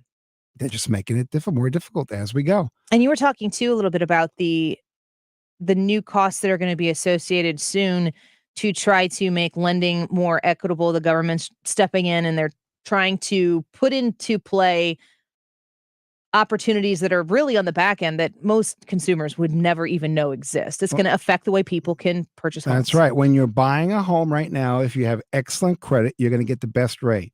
How about if I tell you that if you have the best credit, you're actually going to get penalized. And if you have poor credit, you're going to have an advantage. So Fannie Mae and Freddie Mac are introducing new costs that are now built into the rate. It's effective in May to try to give better deals to people that have marginal credit or trying to buy a home in some other areas that are more difficult to buy homes. And the people that are going to pay for their ability to get better deals are going to be the people with greater credit. This is happening May 1st. So again, if you want to buy and you want to get the best deal, do it now. Yeah. We're speaking with Stewie. He's my friend from Stuart's American Mortgage, a wonderful sponsor of the show. I've been happy to partner with him, a customer myself of the Bagel Loan 2 times. I believe in it. I endorse it because I use it, and it was the smart financial move for me. I hope you'll consider it for yourself if it sounds like something that could improve your situation.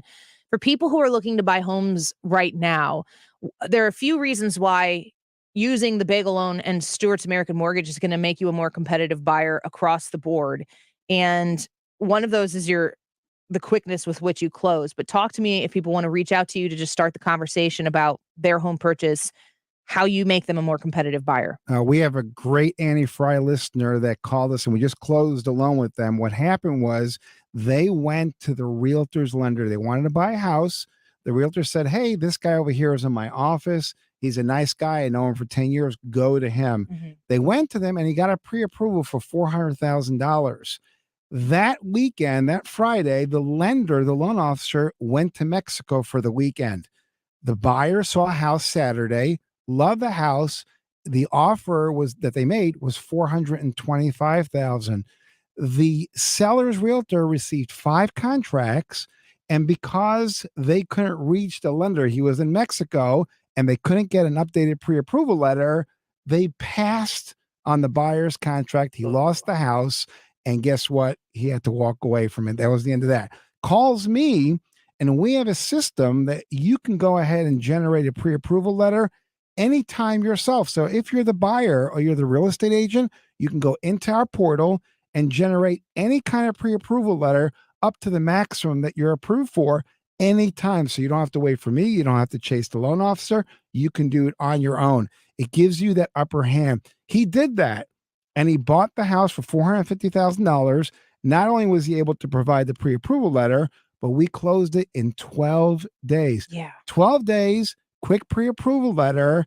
And guess what? He offered $5,000 more than the other contracts being offered, but it didn't cost him a dime because he got the bagel loan with no closing costs. So he added that $5,000 you would normally pay in the closing cost to the purchase price. Big bam boom, 12 days. He got the house, and he was so happy for it. And he just should have called you first. I've been telling you people, call Stewie I don't first. know. If you want to learn it the hard way, that's fine. As I said, I am a customer myself, and I stand by it. And he is my go-to for anytime the Fed is doing anything, these economic decisions. I will text Stewie, and I'll be like, what does this mean? And then he texts me back, or we end up on the phone, and he explains it to me. And it's a pleasure for me to be able to bring him here and have him explain it to you, because as I tell him, explain it to me like I'm 8. Bring it down to my level so that I can understand what's going on. And you do a great job of that. I'm so glad that we've been able to partner with you. And the market is crazy right now. And if you want somebody who's in your corner, you can call or text Stewie at 314-324-4440. You can Google the bagel loan to learn more. But it's kind of treacherous out there. You need people who you can trust, and that's you, Stewie. I do want to mention, if you allow me to, that we have an event coming up on April 22nd. So if you're a licensed real estate agent and you want to know what tools you could get to be more competitive, and this is a great event. It's going to be at the Renaissance Hotel from 1 to 3, followed with cocktails.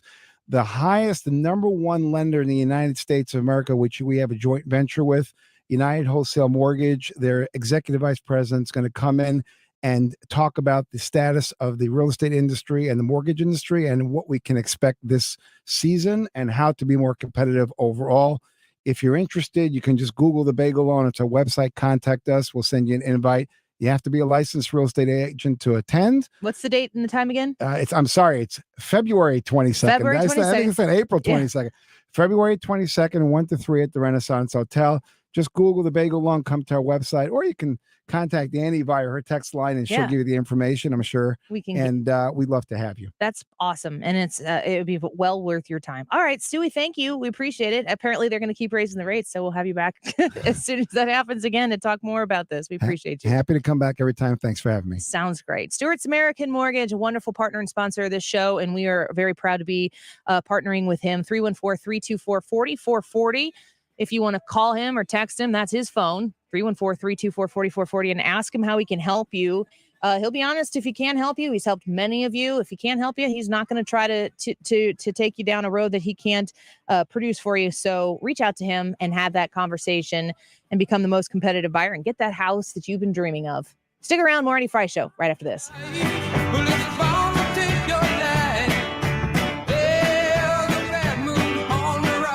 The Annie Frey Show is streaming online. Watch us live on YouTube and subscribe.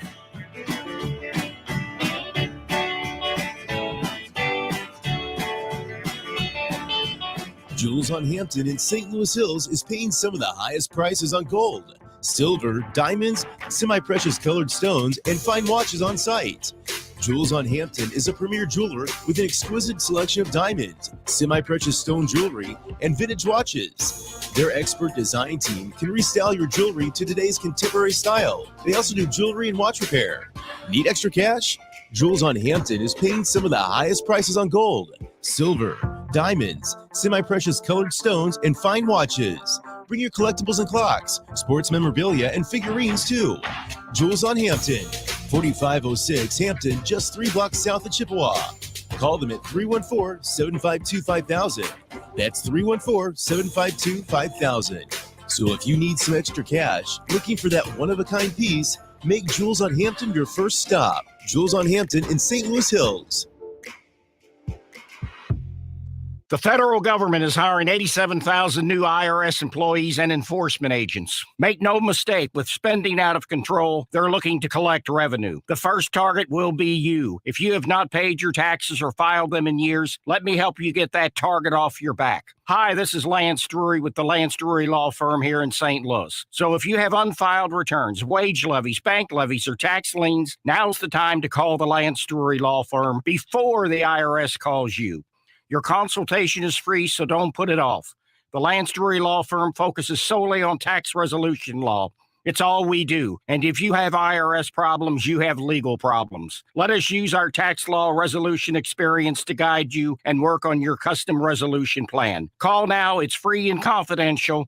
Call me, Lance Drury, at 314-260-6120 or go to lance.drurylaw.com. The choice of a lawyer is an important decision and should not be based solely upon advertisements. Selling your home? Every situation is unique. Find the best options that are right for you from the real estate team who offer more options. My friends Mark and Neil Gelman of eXp Realty. Check out the only agents I trust. Go to thegelmanteam.com. That's thegelmanteam.com. I'm Brian Westbrook with Coalition Life. Over the past decade, Coalition Life has served thousands of women in crisis pregnancies, helping to save the lives of the children that they carry.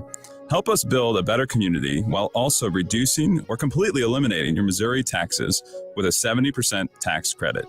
A $1,000 donation today to help these women could cost you as little as $141 out of pocket. Learn more at coalitionlife.com, coalitionlife.com. Thank you.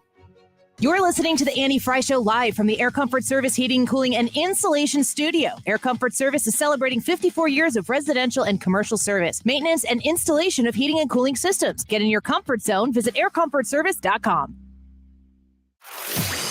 Celebrating 22 years as St. Louis's home for conservative talk. 97.1 FM Talk. Thanks for being a part of it.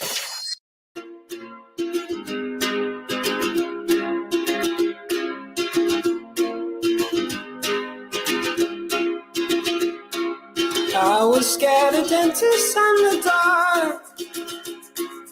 I was scared of pretty girls and starting conversations. All my friends are turning green.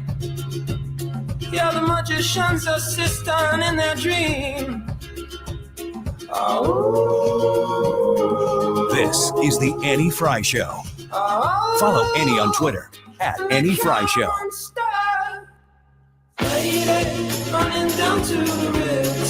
Welcome back to the Annie Frey Show. Today's YouTube live chat poll. How do you feel about the open AI app ChatGPT? Do you love it? Are you like, nah? Or should it be banned? Or what the heck is ChatGPT? Go vote on the Annie Frey YouTube page and let us know what you think. There is some breaking news that just hit about 18 minutes ago. Fox News reports House Oversight and Accountability Committee Chairman James Comer, man, this guy is a busy dude these days. I guess he knew he was getting himself into that. Is probing special presidential envoy for climate, John Kerry's secret negotiations with his Chinese counterparts. Comer informed Kerry in a letter sent Thursday afternoon that the committee, under his leadership, has opened an investigation into Kerry's role in the Biden administration and, in particular, his high-level climate negotiations with the Chinese Communist Party, also known as the CCP. To date, Kerry has ignored information and document requests from Comer and other committee Republicans sent when they were in the minority. Comer wrote to Kerry, "To date, you have failed to respond to any of our requests, yet you continue to engage in activities that could undermine our economic health, skirt congressional authority, and threaten foreign policy under the guise of climate advocacy. The committee requests documents and information to understand your role and provide necessary transparency over the SPEC and its activities. As a member of the president's cabinet, you should be representing the United States interests. Your statements, however, consistently show disregard for American national security and taxpayer dollars." I did not have John Kerry on my list of things today to talk about. Me neither. He's usually at the back of my list of things to talk about. I don't like that guy. Yeah, still kind of is. We'll see. We'll see how this materializes.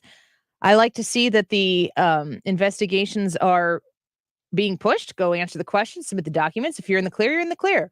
But if we understand what we talked about with Hans von Spakovsky today at 12:25, he made the comment that the Justice Department has said, yeah, we're not going to compel anybody to testify. They just kind of said, we're going to sit this one out. We're good. We're good. Everything's fine. No, nothing to see here. Okay. Didn't know that was optional. And I asked the question, and when I asked Hans this question, I honestly did not know the direct answer to it. And I kind of thought I kind of assumed that the answer would be yes, of course. I asked, did the Trump administration's Justice Department do the same thing and say, yeah, we're not going to do that? And he said, no, they did not. I was like, oh, just kind of assumed. I don't really want to talk about the presidential race yet. I think I might wait for that. So I'm going to hold off on that. I was going to play this clip with Tyrus and we just kind of ran out of time. Barry Weiss was on with Bill Maher. And I was an interesting conversation maybe to have with you, Brad. You've lost over how many pounds have you lost total? Like from your highest to where you are now? About 100 pounds. I'm 100 sitting, pounds? yeah, just over 100 pounds. Yeah. And you've had a health scare. You've had 3 heart attacks. 3 of them, yeah. And you're in your 39. Mhm. You had a life event that caused you to take responsibility, and you've talked about that many times. Listen to Barry Weiss talk about this issue. You can hold 2 things that are true in your head at the same time. On the one hand, frankly, like when I was growing up, it was Kate Moss. That was the only thing that was beautiful. And I like living in a culture, frankly, where that's not the only standard anymore. On the other hand, denying, that when I go to In-N-Out, that's not a brain disease. That's a choice I'm making. She makes so many good points there, because when I listened to her talk about how Kate Moss was what was beautiful, I grew up in the 90s and skinny was in and thin and like low cut jeans so that your hip bones could jut out of your pants and your low waisted white belt that you would wear and your midriff bearing shirts. And I guess this is all stuff that it's come back. Is it going out again? I don't know. We'll have to ask somebody who knows, Hannah, later. But the idea of what ideal beauty was not thin. It was the other side of thin. Yeah, it was gaunt. It almost. was very, very thin, like completely unattainable, thin and skinny. And I've always been an athletically built person, and that never felt beautiful to me. And I look back on the way I looked in high school, and I was there was nothing wrong with me, and it's never the way I felt. I don't know that that's an individual experience to me. I think most young girls go through life questioning themselves, and I bet you boys do as well. But the idea that skinny was beautiful, we've talked about this before, like the whole idea of body positivity can have, there is an element to that I think is very good. And I'm raising 3 girls, and I'm glad that they are not seeing that constant reinforcement of an unattainable level of beauty. But there is also a marketed, paid for, invested in idea of beauty out there that is also incredibly unhealthy, just like the super, super skinny idea of unhealthy was pushed upon people. Barry Weiss says, if I go to In-N-Out, that's a choice. Yes. You stand by that? I stand by that. Yes. Yeah, I got up to 330 pounds because I made a choice to turn into McDonald's and get a double cheeseburger as a snack. Mhm. I was hungry, so I ate a pizza, like not a slice of pizza, a pizza. I ate the whole thing. And that was kind of my existence. And I really just didn't even pay any attention to it. But it wasn't because I had some sort of disorder or brain disease. It's just I didn't have discipline, and I didn't. And there are a whole bunch of people out there who are going to know that about you and then try to profit off of your lack of discipline. Yes, absolutely. Did you feel that? No. Like when I was very much like, for me, it was just self-gratification. And so I don't know, maybe like you show me the Hardee's commercial with the cheeseburger falling and the pieces fall in different things. I'm making myself hungry right now. Yeah, that sounds great. And that, but they weren't, I didn't feel, and I don't think this, because whenever I was going through this, it wasn't the movement at the time. And also I don't think that I fit but that the movement, demographic. that movement wasn't there at that time. No. Because when did you drop the weight? I guess that would have been 2012 into 2013 over the process. I don't know what, I don't know if the body positivity thing had caught on at that point. There was like the Dove ads and stuff like that where they were showing women of all different body types. Sure. But it wasn't like, I remember those. Those had an impact on me. I remember seeing those and seeing women who had, I mean, it really was a matter of suggesting that if you had curves in your body, that was okay. That was the first step away from, you know, I was going to say I feel bad for Kate Moss, but I really don't. She's been beautiful forever. But the idea that there was something different than just that one approved version of what is beautiful. I mean, like, women are curvy. That's how your body is made, and you're part of why your body is made the way that it is made. There's nothing wrong with that. But then if you look, Brad, especially being a youth pastor and being around young people, if you look at what the world is telling folks right now, having been someone who did lose 100 pounds, do you feel like is a dangerous proposition what is being sold to kids today? Yeah, everything is dangerous propositions being sold to kids. The biggest thing is, and it, like, you can use this with the body positivity movement or anything. You're fine the way you are. That there's no room for improvement. There's nothing, like, they've taken this idea that, hey, you need to not be hard on yourself and try to achieve impossible standards and turned it into this, like, you don't even need to try. You're perfect. Don't worry about it. We got you. You know, swell up to 600 pounds if you want. We'll just make sure that you have enough food to eat and you got clothes that'll fit on you. And they're just selling you. I don't even know what it is they're selling. They're selling you what you want to hear. They're selling you what it's a is easy to dopamine do. hit of affirmation because it really only feels good as long as the words are resonating in your ear. And that's why it's so heavily invested in, because the repetition is needed. I mean, it doesn't even have to just do with weight. There could be, you know, a whole host of things that you need to improve upon yourself to get better at, to, you know, kind of ward off. And if you got someone there constantly saying, hey, it's okay, you be you. You just keep doing that. You're fine just the way you are. Sounds like a scary voice to me. Let's take a quick break and get Wiggins and Hannah in here. When we come back, don't go away. Hi, guys. It's Mark with Pineview Medical Clinic. Are you struggling with erectile dysfunction and sick of the pills? Well, we have a major medical advancement that has helped thousands of men. Our wave technology is backed by 60 clinical studies, including from Cambridge University. It's been shown to increase blood flow by repairing blood vessels. No pills and no side effects. If you're ready to put a stop to your ED, call us now. And not only will the assessment and blood flow ultrasound be free, but will also include something unique that produces powerful results in the bedroom. You're going to love that one, guys. Trust me.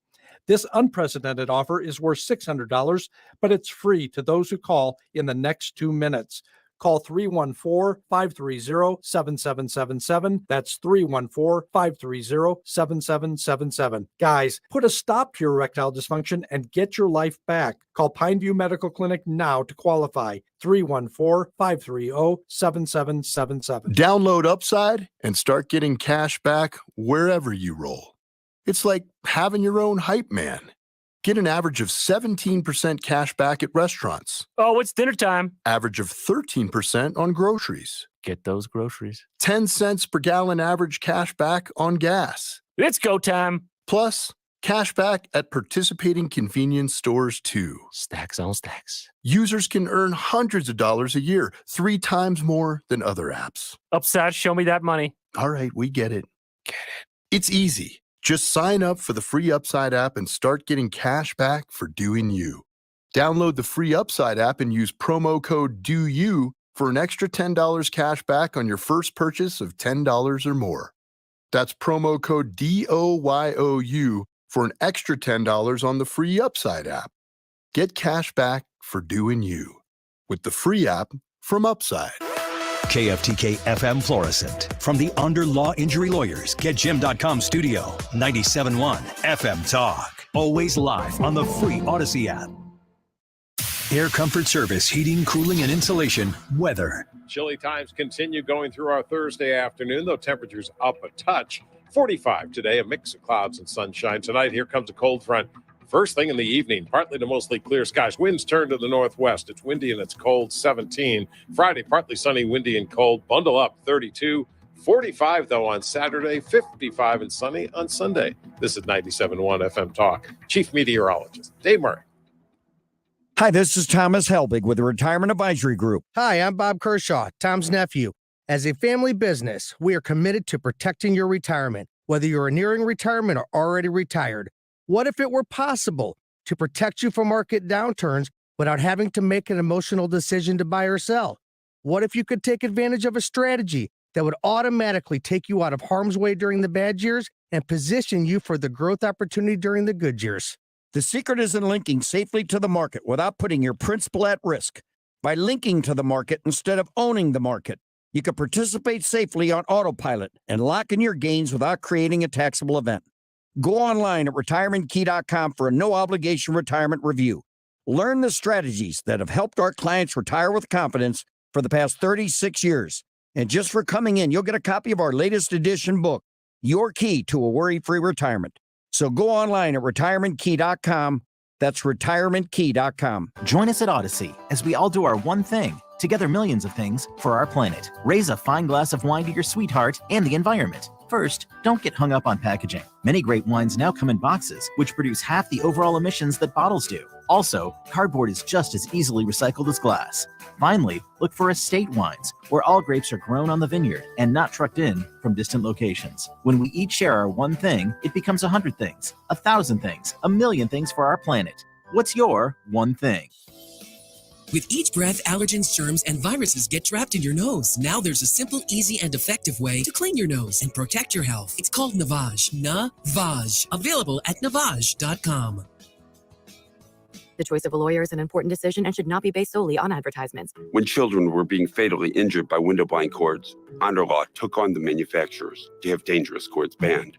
Call Onder Law Personal Injury Lawyers at 314 or 618 9 Big ideas, real debate, solid entertainment. You found it here. St. Louis's home for conservative talk. 97.1 FM Talk. That is exactly what I needed to hear. Thank God someone here knows what they're talking about. That's us. That's right. Gotta love this American ride. Right, you need to take the time and get the full picture. Come on, turn the radio on. It's Saturday and I won't be long. Don't get me wrong. I love the ladies. I mean, they rev my engine, but they don't belong in the newsroom. It is Anchor Man, not Anchor Lady. What do you want from me? I'm not America's sweetheart. Goodness sake, kid. Keep your voice down. Your father's listening to the radio. I'm not America's sweetheart. This is the Annie Frey Show. Welcome back to the Annie Frey Show. Thanks for being here today. Real quick before we get on with the rest of the show, because we got in here way early. Did you realize how early we're in here? Wow, we are early. Yeah, I was looking at that. We're hey, in more content for you, the listener. That's the whole point. The YouTube live chat poll. How do you feel about the open AI chat app, ChatGPT? What do you think about it? Just general thought is that it scares me to death. But I've got a lot more than just that. I will share. I have a story about it, but I didn't want to get into it. When would be a good time for you? Yeah, when would you like to talk about this, Ryan? Well, do you want me to tell my story? What? What? You tell me. Ryan! All right. What is this? All right. Annie introduces the topic. Ryan's like, I've got a lot to say on this topic, but I'm going to wait until we talk about that topic to talk about it. That would be right now. What are you thinking?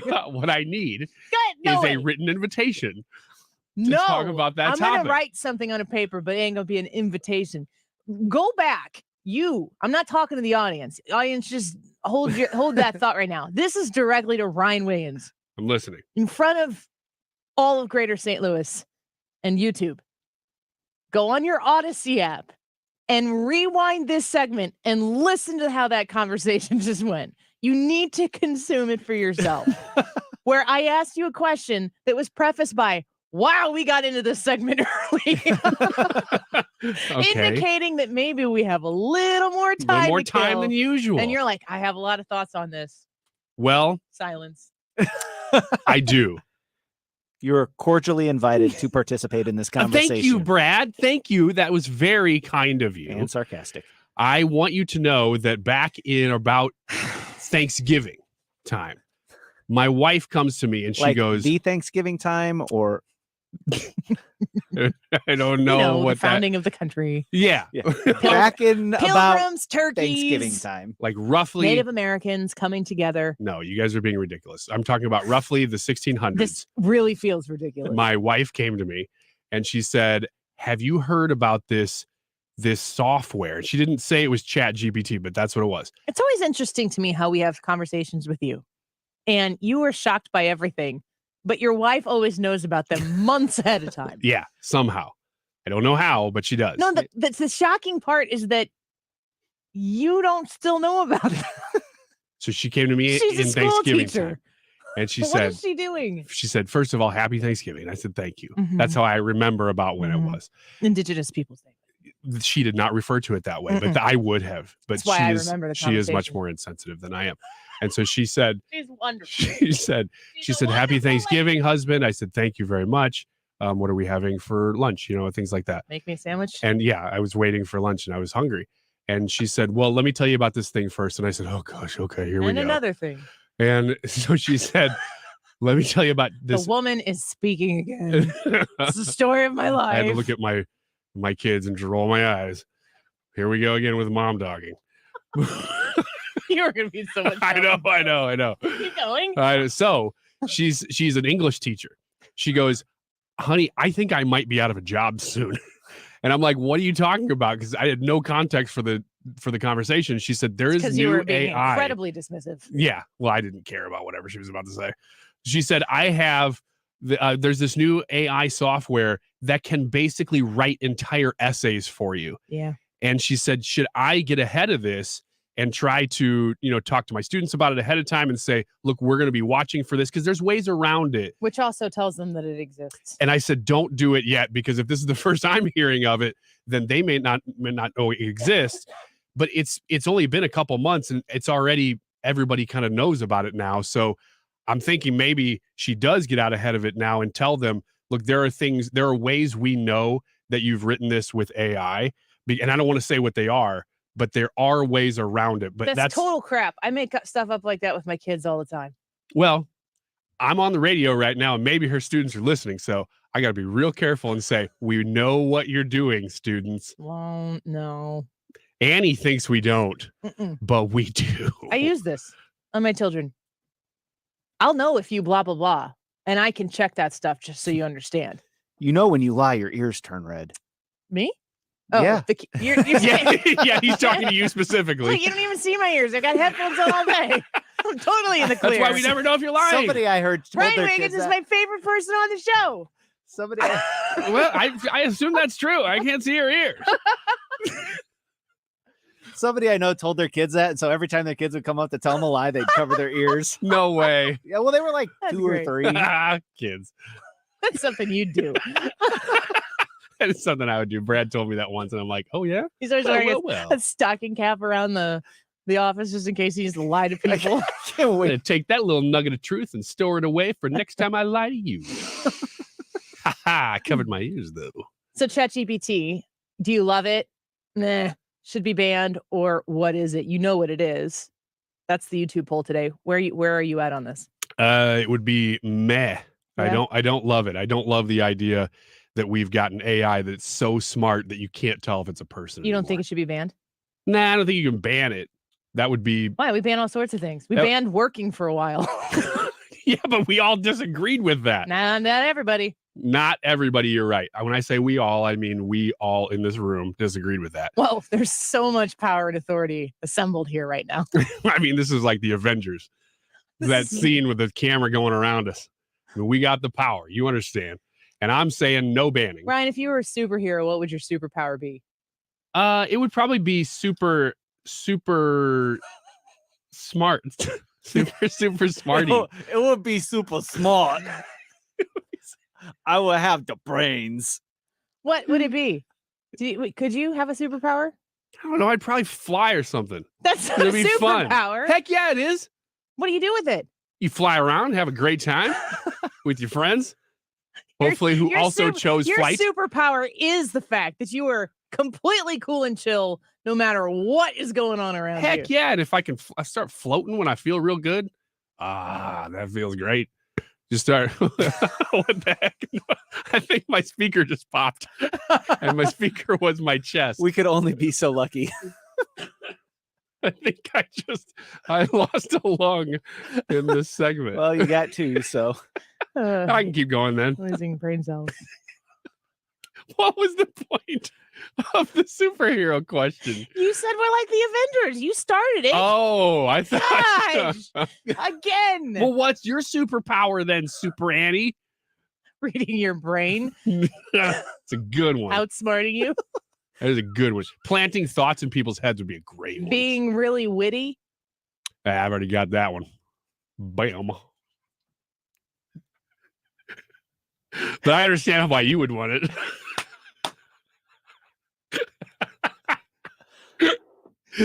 Anyway, I'm just flying around your head, just cracking wise at you the whole day. Like a spirit. I don't even know what's happening. I don't know either. This isn't even close to the end of the segment either because we came in early. We can't stall to the end of this one. What are you supposed to do? I mean, It's going to be fun to watch you try. Yeah, it will be. Anyway, our YouTube poll of the day is... That's the only subject we've covered. How do you feel about the OpenAI app ChatGPT? Love it, meh? Should be banned, or what is it? Other than this right now, what's the most disastrous thing in your broadcast history? Oh my gosh. Is it the phone number? It's the phone number one. Should I tell it? Yeah, you should tell it. So I used to work at A non-named. I won't say what Christian station. radio It was station. a Christian radio station. Beloved by its people. Indeed. Probably by a lot of you folks. In fact, you might remember this. Yeah. I was on that radio station during what was originally called a share-a-thon, but they became listener support months. And we would do, at the end of the month, we might have to run one of those after we lose our jobs. Yeah, if we could. It's going to be on YouTube. Facebook intermittently. Somehow the midday show's financial model completely changed to listener supported. Because it was no longer company supported. Yeah, the company said, no, we can't do this anymore. And we said, I got an idea, though. You've made some decisions for us. Very easy. So, but don't put me on this because obviously I don't know how to do it well. We had switched over, and I'm sorry if you've heard this story, but it's a really good one. We switched over from using old phone numbers to new phone numbers because we had to add phone lines. And to do that, you couldn't use the same phone number anymore. You had to add. So anyway, we all got so used to saying the same phone number over and over and over and over, which you do. We all, or were you the only one who had this particular problem? Oh, no. Everybody got very used to saying the same phone number over and over for years. Mm-hmm. Then all of a sudden, you had to switch and say a different phone number. Right. And it was so natural to say the other one that there were several times, and it wasn't just me, I can attest to this, that people would give out the old phone number and then, oh, wait, I'm sorry, let me say the new one. That's not what you did. But that's not what I did. What I did was I gave out half or so of the old number and then half of the new number to the listener support this Christian ministry. audience. I would think vastly Christian audience. Mm-hmm. And I didn't realize that I had done it. I just kind of rolled it off one time. Well, you say it so many times that I guess the person or 2-3 people that had heard it that one time and called it that moment, mm-hmm. they did not call the station. What I had given out was an adult talk line by accident. And so these people, and let's say it's 3 people, getting ready to make a nice they were donation calling the Christian. for Jesus. Yes, they were like, you know what? I feel God's tug on my heart. I'm going to do this. God lead me. Yes. I'm going to Not call. you, Ryan Wiggins. I said God. Yeah. And I messed up. I heard the wrong thing from God, and that it got lost in translation a bit. So in the future, I was like, God, speak to me in English because I do not understand Hebrew. And so these people called that number, And I don't know what they heard because I never called the number. Yes, you did. But then that's why it rattled off my tongue so easy. No, then they called back, or at least one of them did, and said, hey, just FYI. So you should know. Somebody recently said the wrong number and I called that number and here's what it was. And so we all kind of were, whoa, man, who did that? They traced it back like detectives to me because we didn't know who it was at the moment. How did that land when it hit you? Was everybody shocked? Not really. I think everybody went, oh yeah, we should have just assumed that it was Ryan. And I said, no, it was not me. And I covered up my ears. And to this day, they still are not sure because my ears were covered. Oh my gosh. Did you get in any trouble? Not really. I mean, it was such an accident. Yeah. I gave out Stewie's number one time when we were taking calls on the show. And instead of giving out the local line here to call the show, and I gave out Stewie's number. So people were calling him to like complain about Nancy Pelosi. Win Cardinals tickets or something. He's like, yeah, but how about the Bigelow? Oh man, it's really something else. We'll go vote in the YouTube live chat poll. How do you feel about the open AI app ChatGPT? Love it, meh, should be banned, or what is it? You go vote and react to it there. Love to know your ChatGPT stories. And also, of course, react to Ryan Wiggins' ridiculousness. Good to know that that still tops this segment, but it's probably just a little bit worse. Yeah, it was than how this went. It was a professional misstep, is what I would call that. You might have, well. No, please. No. Tell me on the break at least. All right, we'll be right back. Piece of my childhood will never be forgotten. It was This is the Annie Frey Show. Follow Annie on Twitter at Annie Frey Show. electric choke. A young boy, 2 hands on the wheel. I can't replace the way it made me feel, and I would turn her sharp. Secrets, cover-ups, and strange phenomena. UFOs and ideas that challenge reality itself. My name is George Knapp. I dig into news stories that others can't or won't. I'm Jeremy Corbell, and for some reason, people tell me things they probably shouldn't. And this is Weaponized.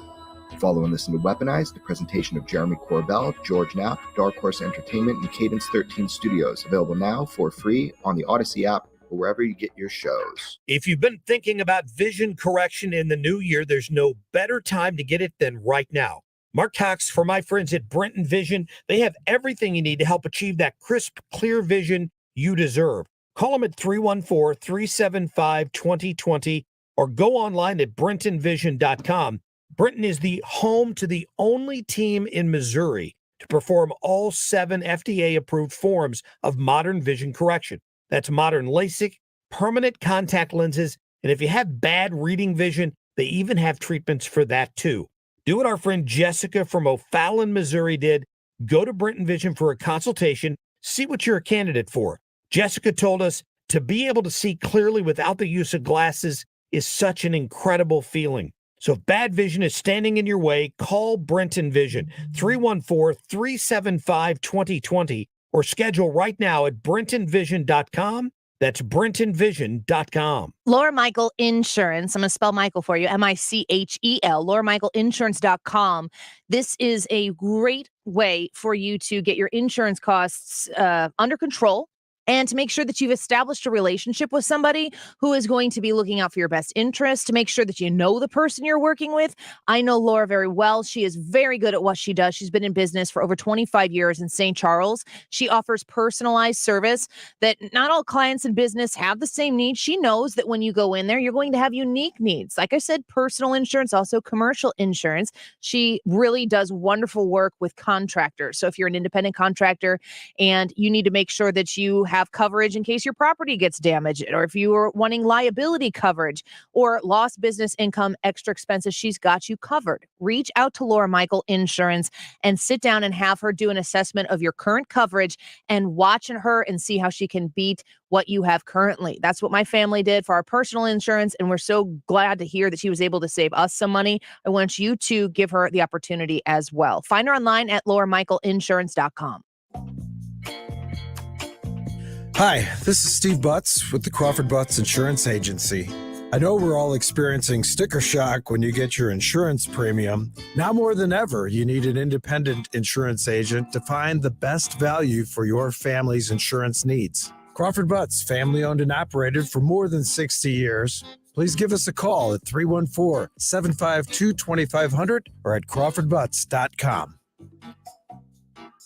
Congress has authorized trillions in new spending, along with doubling the size of the IRS agency in just the last few months. Do you think that is by accident? No, it is with a purpose, to go after small businesses, employees, and individuals who have not filed or paid their taxes. If this is you, don't panic, just call. Hi, this is Lance Drury with the Lance Drury Law Firm in St. Louis. Interest and penalties on your tax bill won't stop until you take control. Call me, Lance Drury. I'll tell you in advance an affordable fee, which includes costs and expenses that works for your business and family. Your first visit to the Lance Drury Law Firm is free and confidential, so you have nothing to lose. Call me today. Remember, if you have IRS issues, you have legal issues. You need an attorney. You need us, the Lance Drury Law Firm. Call me, Lance Drury, at 314-260-6120 or go to Lance, DRURY law.com. The choice of a lawyer is an important decision and should not be based solely upon advertisements. When the weather is the story is on 97.1 with live local updates and up-to-date forecasts from 97.1 Chief Meteorologist Dave Murray. Your local source for what's important. 97.1 FM Talk.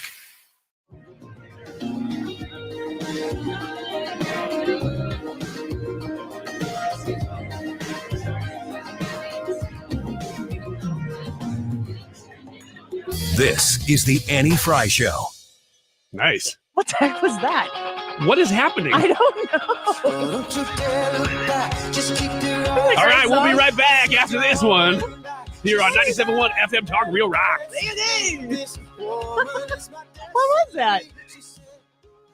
I don't know, because on here, Brad's like, I don't know what it was, but it was not my fault. is on here. It's just the way it should look, and it was playing the way it was. I was like, oh, I haven't heard this song before, and then it was like the ending of a song and the beginning of another one. Was it an ad that was? It's possible that was the ending of an ad. Anyhow, what a day. After that, to come in with that way, that was not well put by me. There's a story covering Wheel of Fortune. I don't understand why Wheel of Fortune has its own like press team. They have like scandalous things that happen on Wheel of Fortune, and then like radio shows all across the nation are like, oh, did you hear about the thing on Wheel of Fortune? Do they have like their own Corinne Jean-Pierre? The only way that you hear about something that happened on Wheel of Fortune is to hear a radio show that doesn't have anything else to talk about it. Yeah. So, slow news day. I'm not even going to set this up with some dramatics like I would if I were really being serious about it. But the puzzle was taking a quick jog. Yep. To solve that. And it was under the category of fun and games. And apparently the guy didn't guess taking a quick jog because he didn't consider it fun and games. And I'm like, I see you. I wondered what the controversy was about that, because I saw the headline and I didn't know why taking a quick jog. It would be tricky if you didn't get jog. Taking a quick and then a 3-letter word could be a lot of things in there. So I get that would be a tough puzzle, but his concern was that it wasn't fun. Sajak said you just didn't have the letters. Ben countered with, well, see, I just don't consider jogging fun and games. And then their press team said, oh, snap. Sajak answered, oh, well, there you go. That's exactly how that man. went. Wow, what a controversy. It says, the Yahoo article says, then Ben flashed a thumbs up to the camera. Ooh, what did it really mean, though? It's just like, imagine, those independent retirement facilities after Wheel of Fortune gets done and everybody comes out of their room for dinner. Everyone's talking about that. Yeah, did you see what Pat did to Ben? And then he gave a thumbs up to the television camera. Oh, snap. I wonder how long ago that was taped. Would you consider taking a jog fun and games? No. Kind of has a point. Like, there are a lot of other things that you could, categories that you could put that under. Yeah, I don't know who actually goes, you know what, it would be really fun right now if we all just went and took a jog. Let's take a jog. I mean, maybe it's more fun than work or listening to this show. But it doesn't really feel like something that is, on the whole, universally understood as fun or games. Agreed. Would taking a nap be in that category? I think it is the same scenario, but I would believe that to be the most fun in games. Heck yeah. Absolutely. It's not really a game. You guys want to hear the Cook political breakdown of the Senate in 2024? I was all prepared to say no to whatever you were asking there, but I actually really want to hear this. Thanks for still yes. getting your contrarian nature in there. You're welcome. As a disclaimer. Brad? Yeah, I'm in. Okay, good, because you don't have a choice. Likely Republican, lean Republican, Republican toss-up, Democrat toss-up, lean Democrat, likely Democrat. So there are, let's do the Republican toss-ups. Arizona, let's see here. It says new Cook political. These are House races, excuse me. House race. Okay. Yeah, we can do both. New Cook political 2024 House races. The Democrat leans Democrat. They have 12 Democrats. Leans Republican, 9 Republicans. Toss-ups for Democrats, 11. Toss-ups for Republicans, 9. So these are pretty close.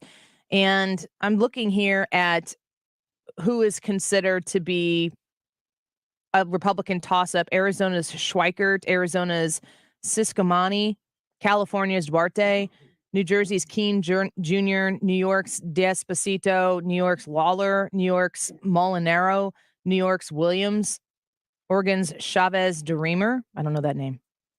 Where is George Santos?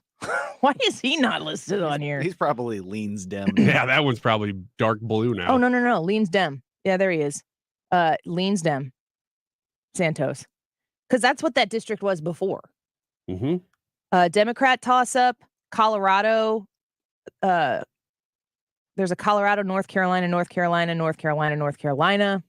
I don't know any of those names off the top of my head.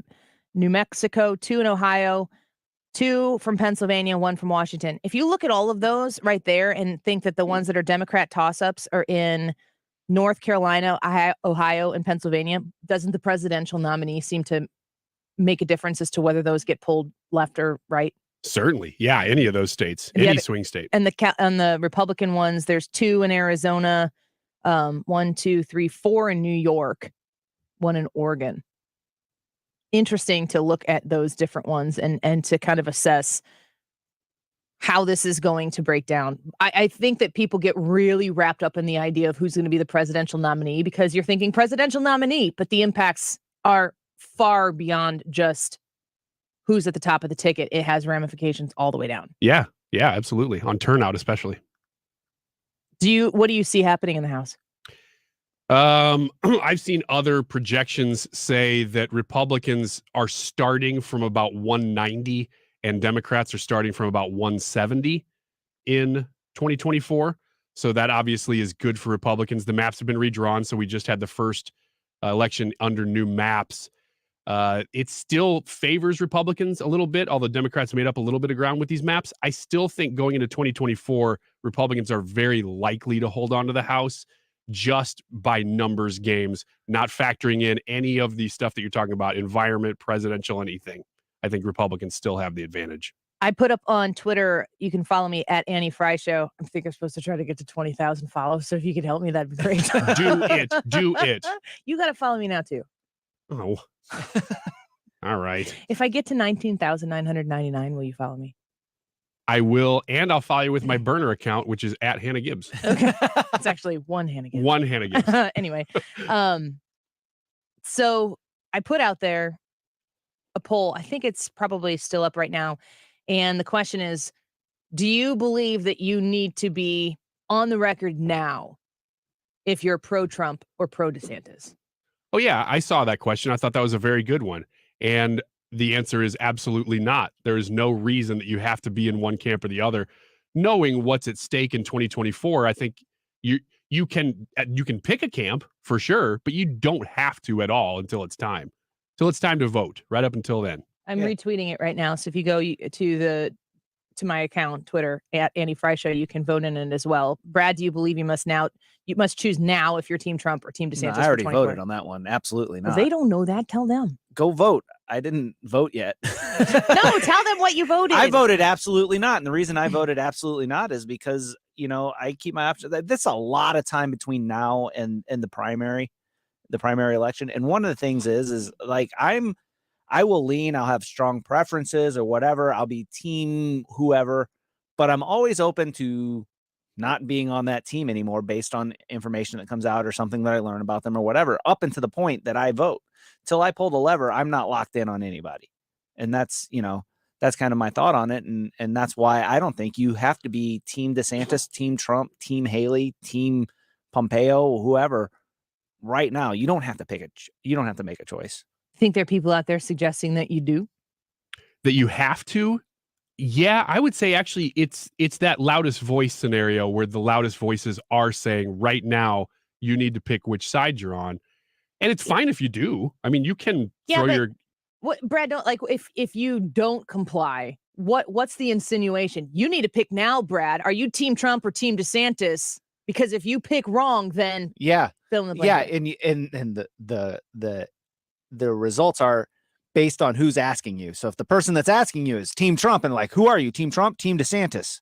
They're trying to figure out who you are and how to feel about you. It's like asking someone where they went to high school. It's the same thing.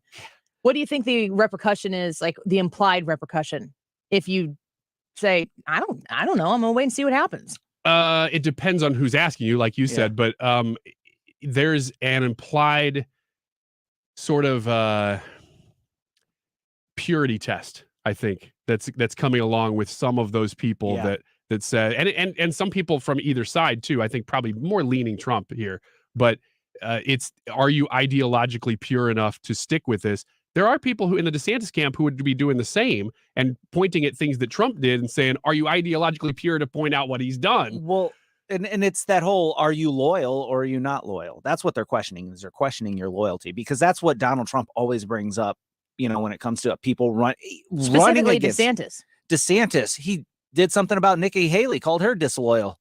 Released a video. She came out and said, I will not run against Trump. And then she said, I am running against Trump. Yeah. This is a little different. I don't know. Trust you as far as I can throw you. Yeah. And they're trying to find out if you're loyal. And to me, that makes me uncomfortable and putting somebody in that kind of corner. Think about what Donald Trump has sacrificed for this country. Mm-hmm. Think about what he gave up to run for president. Think about what he went through to win the presidency. Think about what he endured throughout his entire presidency. Do we owe him something? Yes, we owe him gratitude, but I don't know that we owe him another run at it, although he can absolutely earn it. And part of it is those things. Well, there's the difference between what do we owe him and what does he earn from us. Mm-hmm. And I think that the loyalty, the purity test, like you aptly named it, implies that he's already earned it. And I think that there is a large amount of people out there, especially those who are in the Trump camp, who feel as though he's already earned it. And if you are not acknowledging it, then you are being disloyal. Yes. I would argue that there are people who are doing the same thing in the DeSantis camp and pointing at some of the failures of Trump, usually with vaccine stuff and some other decisions that he's made to kind of stick with the party platitudes and say, yeah, but now he's part of the problem. What you're saying, a lot of pronouns here, and they're very confusing. Okay, let me clarify my pronouns. With names. So I think there are people in not necessarily in the DeSantis camp, but some in the DeSantis camp and some who are just in the I'm done with Trump camp, who are looking at Trump and saying he is no longer the ideological purity test, litmus test. He's not the outsider that he used to be. He's part of the inside group now. Look at what he did with Ronna McDaniel and some of these things, and saying, if you're actually part of the grassroots, now you're not with Trump anymore. So there's warring factions happening within those loudest voices. I don't know that it's going to be accurate 100% of the time, but those people, I just assume, are driven by a overpowering hatred of Donald Trump. And they're finding the most palatable application. You may be right. To get their hatred out for Donald Trump. And so they enter the room as a sane, collected person, but really the end is, I gotta get people to hate Trump. How do they not hate Trump? Oh my gosh. That's kind of like the manifestation of it right now, is this latching on of different people to potentially a Ron DeSantis. And if you check the record on those individuals, they don't want what's best for the Republican Party, and therefore they don't want what's best for what I would call the America First mentality that I think a lot of these different people who are going to run for president will have their version of what they think is America First. And if you don't, take a hike, as far as I'm concerned. But to me, the people who are splitting the Republican primary interest when it comes to COVID, to me, I don't know how you can look at it as not a reaction to Donald Trump, because Ron DeSantis is doing his Ron DeSantis-y type of things in Florida right now. I mean, just thing after thing after thing after thing. And it's resoundingly appreciated across the country in conservative circles in the context only of Ron DeSantis. It's not like we love what Ron DeSantis is doing and it will be great for the future of the country because it's better than Donald Trump. There's no Donald Trump in the equation of appreciation for Ron DeSantis. And I really believe that you can have that same appreciation, respect, and gratitude for Donald Trump outside of the context of anybody else. You don't need Ron DeSantis's successes or any of the people like the Mike Pompeo or the Nikki Haley or the John Bolton, all people who worked with Donald Trump at one point or another in his administration. You can look at what Donald Trump endured and be so incredibly grateful and respectful to him for being willing to do that and sacrifice his lifestyle for the country and for what we mutually agree upon. And I think that both of those conversations can take place and you can have mutual admiration for both of them. But when Donald Trump effectively breaks the seal and starts calling Ron DeSantis names and saying that he's disloyal, and Ron DeSantis never responds, he needs to never respond. It's just like, President Trump, what are you doing? Stop it. Run on what's good for you. And the people who are talking about how Donald Trump continues to bring up how Ron DeSantis shut down Florida, it isn't a winning issue for Trump. And I've been saying this longer than I've heard anybody else say it. He doesn't win on this issue. I also don't think he needs to lose on the issue, but it's going to come up. Don't be the one who brings it up. It doesn't make sense to me. But they're definitely, like, the more I feel pressured to pick a side, the less inclined I'm going to be to pick the side of the person doing the pressuring. Yeah. Yeah. And it's really, I think we're entering a season, if it really does end up being those two, because it could be, obviously there's other people going to be Could running. be neither of them. Well, Trump's going to run, but lots of things could happen between now and when the candidate is picked. Yeah, let's say somebody else becomes the front runner, but yeah, who is not one of those two. But if it is, let's say that it is, and it's shaping up to be that way. This is going to be fascinating politics to watch, because what we're seeing right now is two very different strategies between those two guys. You just mentioned it. Trump is doing the same thing he did in 2016. Is that a good move? Mm-hmm. It doesn't look like it will be. Well, it has to be, though. But that's what he does. That's his strength. It's the rumble in the jungle between Ali and Foreman. Yeah. Yeah. That's what it is. Ryan, will you elaborate on that analogy for me? Yeah. So that's a boxing match between Foreman and the other person that took place in the jungle. That Muhammad took place Ali. that Muhammad Ali. There was an earthquake. And things were shaking. The whole earth was shaking. Rumbling, some might say. Yes, because of the fight that was happening between two contenders. I mean, and the winner was all of us, really. for having experienced it. So, all right. So now for the real analogy. Foreman was a strong puncher. Obviously. And Ali knew that was Foreman's strength. Wear him out. So Ali decided to do what they called the rope-a-dope. So he trained endurance and being able to take a punch, and he would just lean on the ropes. You remember Will Smith? I do. Mm-hmm. He slapped somebody. Yeah. That was a different fight. So, sorry. But so Foreman basically punched himself out while Ali absorbed the punishment. And then at the end of the fight, Ali won by knocking Foreman out. But George Foreman couldn't have approached a fight in any other way, because that's what he was. He's a strong puncher. He was knockout power. Like you were saying. Look, we all know this. What is the point? Well, he's saying Donald Trump is going to wear out his opponents and end up winning in the end. No, he's going to win fighting the way that he wins. Yeah. And let people lose fighting the way that they fight. Yeah, you have to fight the way you fight. You have to fight to your strengths. Donald Trump's a puncher. He's a fighter. He's going to punch. He's going to punch. He's going to punch. It looks like Ron DeSantis is using the rope-a-dope. Okay. Just to kind of absorb the attacks. Some might call it the rumble in the jungle. Some might. But ultimately, what I'm saying is at the end of Trump v. DeSantis, the winner is all of us. Because, what I really was getting at was... What if Joe Biden comes in from the top rope? Well, then, you get Tyrus back on the phone and ask him if it's legal. He's probably going to break a hip. Yeah, Somebody get him down from the rope. Yeah, Annie, Annie did not mean that metaphorically. She meant literally. He hits the ground. He's like, oh. Joe Biden's up there, and you're like, this whole thing was a metaphor. There's nobody else in the ring. Uh-oh, I think I broke something. Come on, man. They're a bunch of lion dog faced pony soldiers, which I still don't know what that means. My handlers told me I was supposed to do that. The old rumble in the jungle analogy works every time if you don't get it. We'll be right back. This is the Annie Frey Show. Follow Annie on Twitter at Annie Frey Show. You ever get the feeling that the world is being held together with duct tape?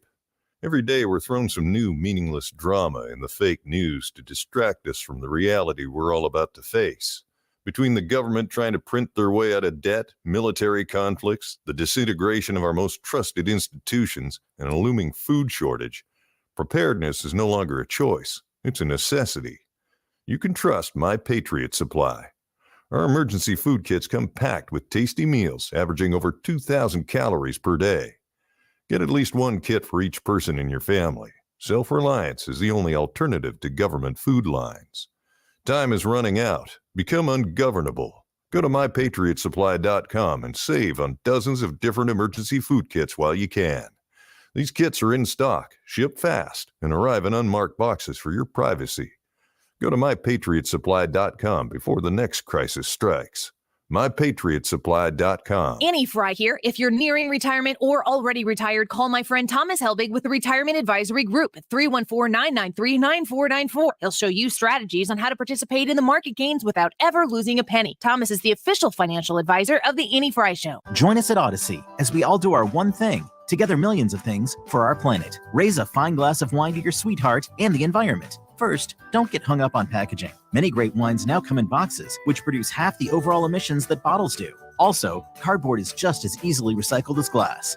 Finally, look for estate wines, where all grapes are grown on the vineyard and not trucked in from distant locations. When we each share our one thing, it becomes 100 things, 1,000 things, 1,000,000 things for our planet. What's your one thing? Save money with your home purchase by making the smart decision to call my friend Stewie, Stewart's American Mortgage, at 314-324-4440. That's 314-324-4440. If you missed it at 1:25 today, we talked with Stewie and about the Fed raising rates and what that means for your credit card bills and a whole bunch of other things, but also what it means for mortgage rates right now. They've gone down. The Fed's raised the rate. The mortgage rates have gone down. When you contact Stewie, he is going to help you become the most competitive buyer so that you can secure the home that you are seeking out with a great offer, no closing costs that go with the bagel loan. You're not going to pay any of those. You can put that money straight towards your offer or put it into your home once you get it. And he closes in less than 15 days. That's fantastic. Stewie is there to help you. I'm a customer and a client of the bagel loan. I hope you'll give him a chance to explain how he can help you purchase that home of your dreams and do it quickly with the best possible offer out there. You can call him at 314-324-4440. Google the bagel loan, NMLS number 226715.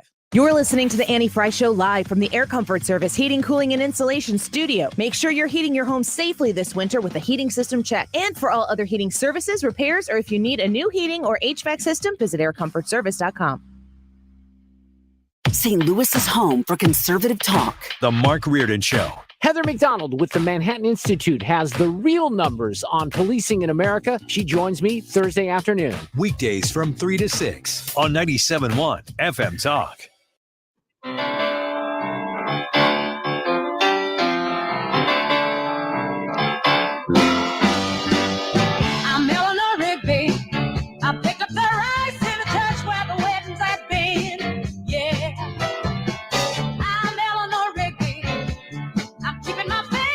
This is the Annie Frey Show. Follow Annie on Twitter at Annie Frey Show.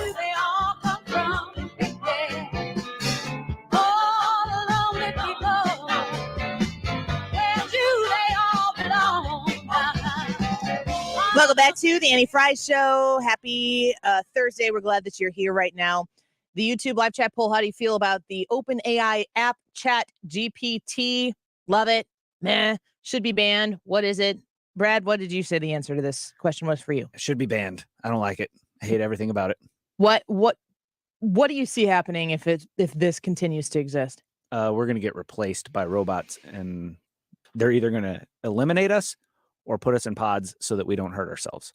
In pods so that we don't hurt ourselves. How would we hurt ourselves? Oh, just in the everyday life of the stupid things that we as people do, just in general. Us here, right? No, we would not do that. But they might use us as batteries to power their own evil, period. Mm-hmm. So there's that idea that I came up with that was not from the Matrix. Can I tell you a quick story before we get to the YouTube live chat poll results? Yep. Dailydot.com. There's a TikToker, her last name was Reyes, whatever, sparked a snowball effect of drive-through employee gripes from TikTokers after ragging on customers who order the second they pull up to the ordering kiosk. So you get to the drive-through. What's your favorite drive-through to go to? Your favorite restaurant? Arby's. Is it? Brad? Chick-fil-A. Chick-fil-A. Chick-fil-A. It's kind of Chick-fil-A, but Scooter's pretty good though. Like I would like Arby's has 10 for 4 right now. So. Okay, for sure. The Arby's drive-through. When you pull up, how quickly? What is your cue to order? The fact that you've arrived. No, never. No, it's waiting for them to go. Yeah. Or whatever. Hi, why are you here? I don't know why I'm here. It's kind of the way it seems to go in the drive-through. There's an acknowledgement that you are there now. Something. What about you, Brad? Yeah, I wait for the greeting. You've worked. I've worked on the other side of that. Sometimes you're not standing by the cash register to ring in the order. So, how long ago was it that you worked in a drive-through? 2001. Yeah, 2001, 2002.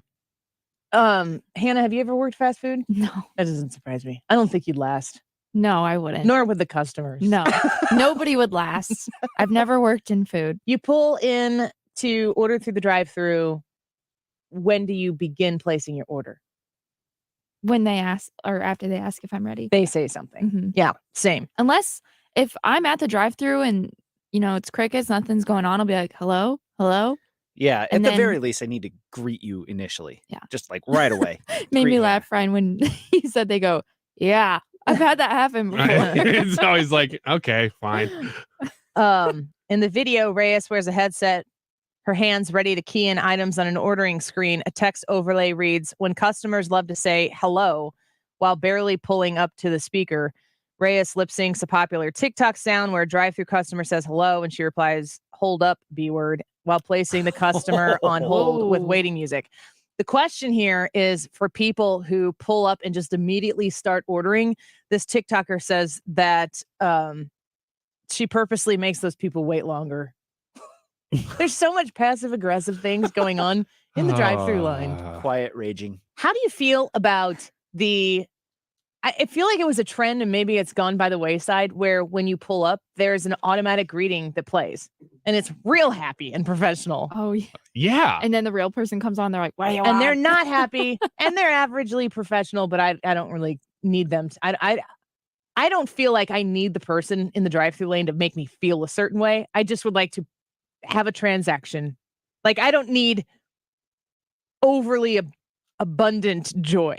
Yeah. Well, I really don't like the bait and switch. Well, for instance, recorded voice. If someone comes on the drive-thru and goes, "Welcome to McDonald's. Can I take your order?" That's good. I'm okay. Yeah, that's great. It doesn't need to be like, "Hey, how's it going today?" I'm going to go somewhere else to just make me feel uncomfortable. First of all, you have to wait to be addressed to start ordering. I thought that was obvious, but apparently, I guess there are drive-thru people out there who would say that no, people just drive up and start talking. I could see that happening, but I've never done it. But then there are the places that have the pre-recorded intro. Burger King. And then it'll end with what can I make for you today? And then you start talking and then the person will come and be like, can you please hold on a second or something like that? And you're like, oh, I'm sorry. And there's so many emotions and feelings. Yeah. And You go from one end to the other. Yes. Yeah, because if you feel bad, that's the problem, is that you feel like, oh, this person's having an okay day. Great. I think everything's going to be okay with this transaction. And you say, okay, I'll have 2 Filet-O-Fish. And they're like, I'm going to need you to wait. Yeah. What? Can you repeat that? And you're like, oh no, I'm so sorry. You're I like, did not approach you in the way that you needed to be approached. When you worked at Taco Bell, were you instructed to greet people, or was that after you worked at Taco Bell? Greet people. Because Taco Bell is the one place so that you pull up and they say, hi, how are you doing today? Yeah. And then it's just like nothing. I'm like, oh, we're talking. Yeah. Oh, hey. Yeah. I'm doing good. Well, How I are had you? a rough day. Was supposed to have a presentation. Didn't go as well as I thought it was going to be. But and you're just like, tacos. Give me tacos. I need tacos. We were instructed to greet with a sales pitch. Thank you for choosing Taco Bell. Can we make you a cheesy gordita crunch today? That's not what I think that they've changed it since you've been there. It's an open-ended. How are you? Now that you say that, yes, it is a little awkward because you feel like, oh, am I supposed to respond with and genuine answer that question? Because I'm a quite literal person. I think you should have and record it. Worked to change my attitude on that because I had a bad one. And it was to say they're trying to bring some light into a day. There's nothing wrong with that. Just say, I'm doing fine, thanks. How are you? And then they say, fine, thanks. How can I take your order? And I'm like, now that we've gotten that out of the way. And then I got a place like, do you know how much it costs for my family to go to Taco Bell? How much do you think? Over $40? Yeah, I was gonna guess 35. If you were cheap, if you were on the cheap end. Your family, I'm gonna say $29. It's over 50. Wow, man. What kind of quesadillas you eating? The steak ones? Steak tips? High-end ones, because we had such a lovely conversation to start. It's like, you just throw in some extra tacos in that order. How am I? Well, if we end up getting the kids Gatorade, I think that they have low sugar Gatorade at a couple of Taco Bells, and that has been the post basketball game meal from time to time when it's late. That was also the last meal I had before I got sick. Oh, and it was definitely viral. It definitely wasn't Taco Bell, but Do you still have food aversion from that? I will for a little bit. Yep. But it was not. Taco Bell's great. It just isn't great the second time. Say that to your dog. Oh man, what? Dogs eat puke. Thanks, Ryan. Super helpful today. Speaking of glad we brought you along. Gross. Can we do the poll? Look. Okay. Today's poll is asking, how do you feel about the OpenAI app chat GBT? How do you feel about it? I've never heard of this. You're kidding. No. Oh. I can never tell. Nobody Ryan's here completely is full of crap. surprised that I haven't heard of a trend. I don't keep up with the trends. Mm-hmm. You do compared to us. Well, yeah. For a 21-year-old, I am not good with the trends. Mm-hmm. So the options of the poll today are, do you love it? Are you meh? Should it be banned? Or what is it? 45% of the people voted what is it, including myself. 29% of the people said they feel meh about ChatGPT. 16% of the people said it should be banned. And 9% of the people say they love ChatGPT. There's always them. That's probably our boss. So I realized that Trisha last week on X's and O's said something about ChatGPT, and I just kind of laughed because I had no idea what she was talking about, but it's a real thing. Trisha, so That's how I get through a lot of things too. A lot of meetings. I just laughed because I That had Ryan no is idea. such a nice guy. He seems to know everything I'm talking about too. So it's an Yeah. app that you download? It's just like online. It's like a website, and I am very averse to putting things into it, but you can just ask it anything. You could ask it to write a poem about Ryan Wiggins. You can, but you have to give it facts about me, and they have to be solid, true, and good. It'll probably be like, I don't think I can do this. Maybe that's how we break it. Mm-hmm. Mike G from YouTube says, ChatGPT, exciting technology, but I can see how it can be abused. Douglas from YouTube said, I voted meh because stupid wasn't an option. Have you seen that it can? It has values programmed into it, though. Have you seen some of these screenshots? It will not write a poem about Donald Trump. and it cites the fact that he is like a racist or something. It's I haven't seen that one. Yeah, those are the screenshots that I've seen. I thought that's what you were talking about, but it's like write a poem about Joe Biden, and it writes this ridiculous thing. I didn't even read it all, And it says, and it wouldn't about Donald Trump, but no, the ones I've seen are, hey, tell me a funny joke about a man. And it's like, hey, what is a man, blah, blah, blah. And then tell me a funny joke about a woman. That's a I can't do hilarious that. joke. I can't do that. Really? Yeah. So is it woke? It seems Yes. kind of woke. Yes, it's predisposed to A woke robot? Yeah, Yeah. that's a wobot. I would have called it a roke. Which is not as funny as my joke. No, yours is better in this instance. Most instances. Kevin Dressel from YouTube said ChatGPT is pretty cool, but We I should- find any publisher using it to write their articles to be pretty ridiculous. Also, like any new technology, there will be abusers. KC from YouTube said ChatGPT is just the tip of the iceberg when it comes to AI. As the models for these types of systems are refined and they learn from lots of information, the possibilities are endless.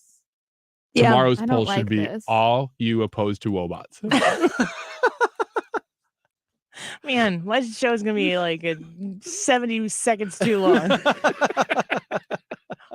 been a rough day. It has been one heck of a We day. said that from the start of the show that it's been a day. It's been a day. I've held out hope too that Play the music. that things wouldn't like snowball. And Brad, the they first thing did. you said to me when I walked in this morning was, "It's been a day." Mhm. Yeah, And I just walked in the door. but we made it. We did. Almost. Almost. Ryan, that thing you wanted to talk about real quick, go ahead. Yeah. I wanted to mention that I have a great novel available. Oh, look at where I took that. I just put him on the spot and he's like, buy my book. Buy my book. Big announcement tomorrow. It's about wobots. Right? No, it is not. My robots are not woke, but they do murder incessantly. Yes, big announcement tomorrow. Yes. Are you guys ready to talk about it on the air? So excited. I was ready like 3 weeks ago. You think people are going to be happy or not? I don't think they're going to care at all. Thanks for the extra encouragement to tune in tomorrow. We'll talk about completely mundane things, but unlike that, the Mark Reardon Show coming up next. Don't play. Jules on Hampton in St. Louis Hills is paying some of the highest prices on gold, silver, diamonds, semi-precious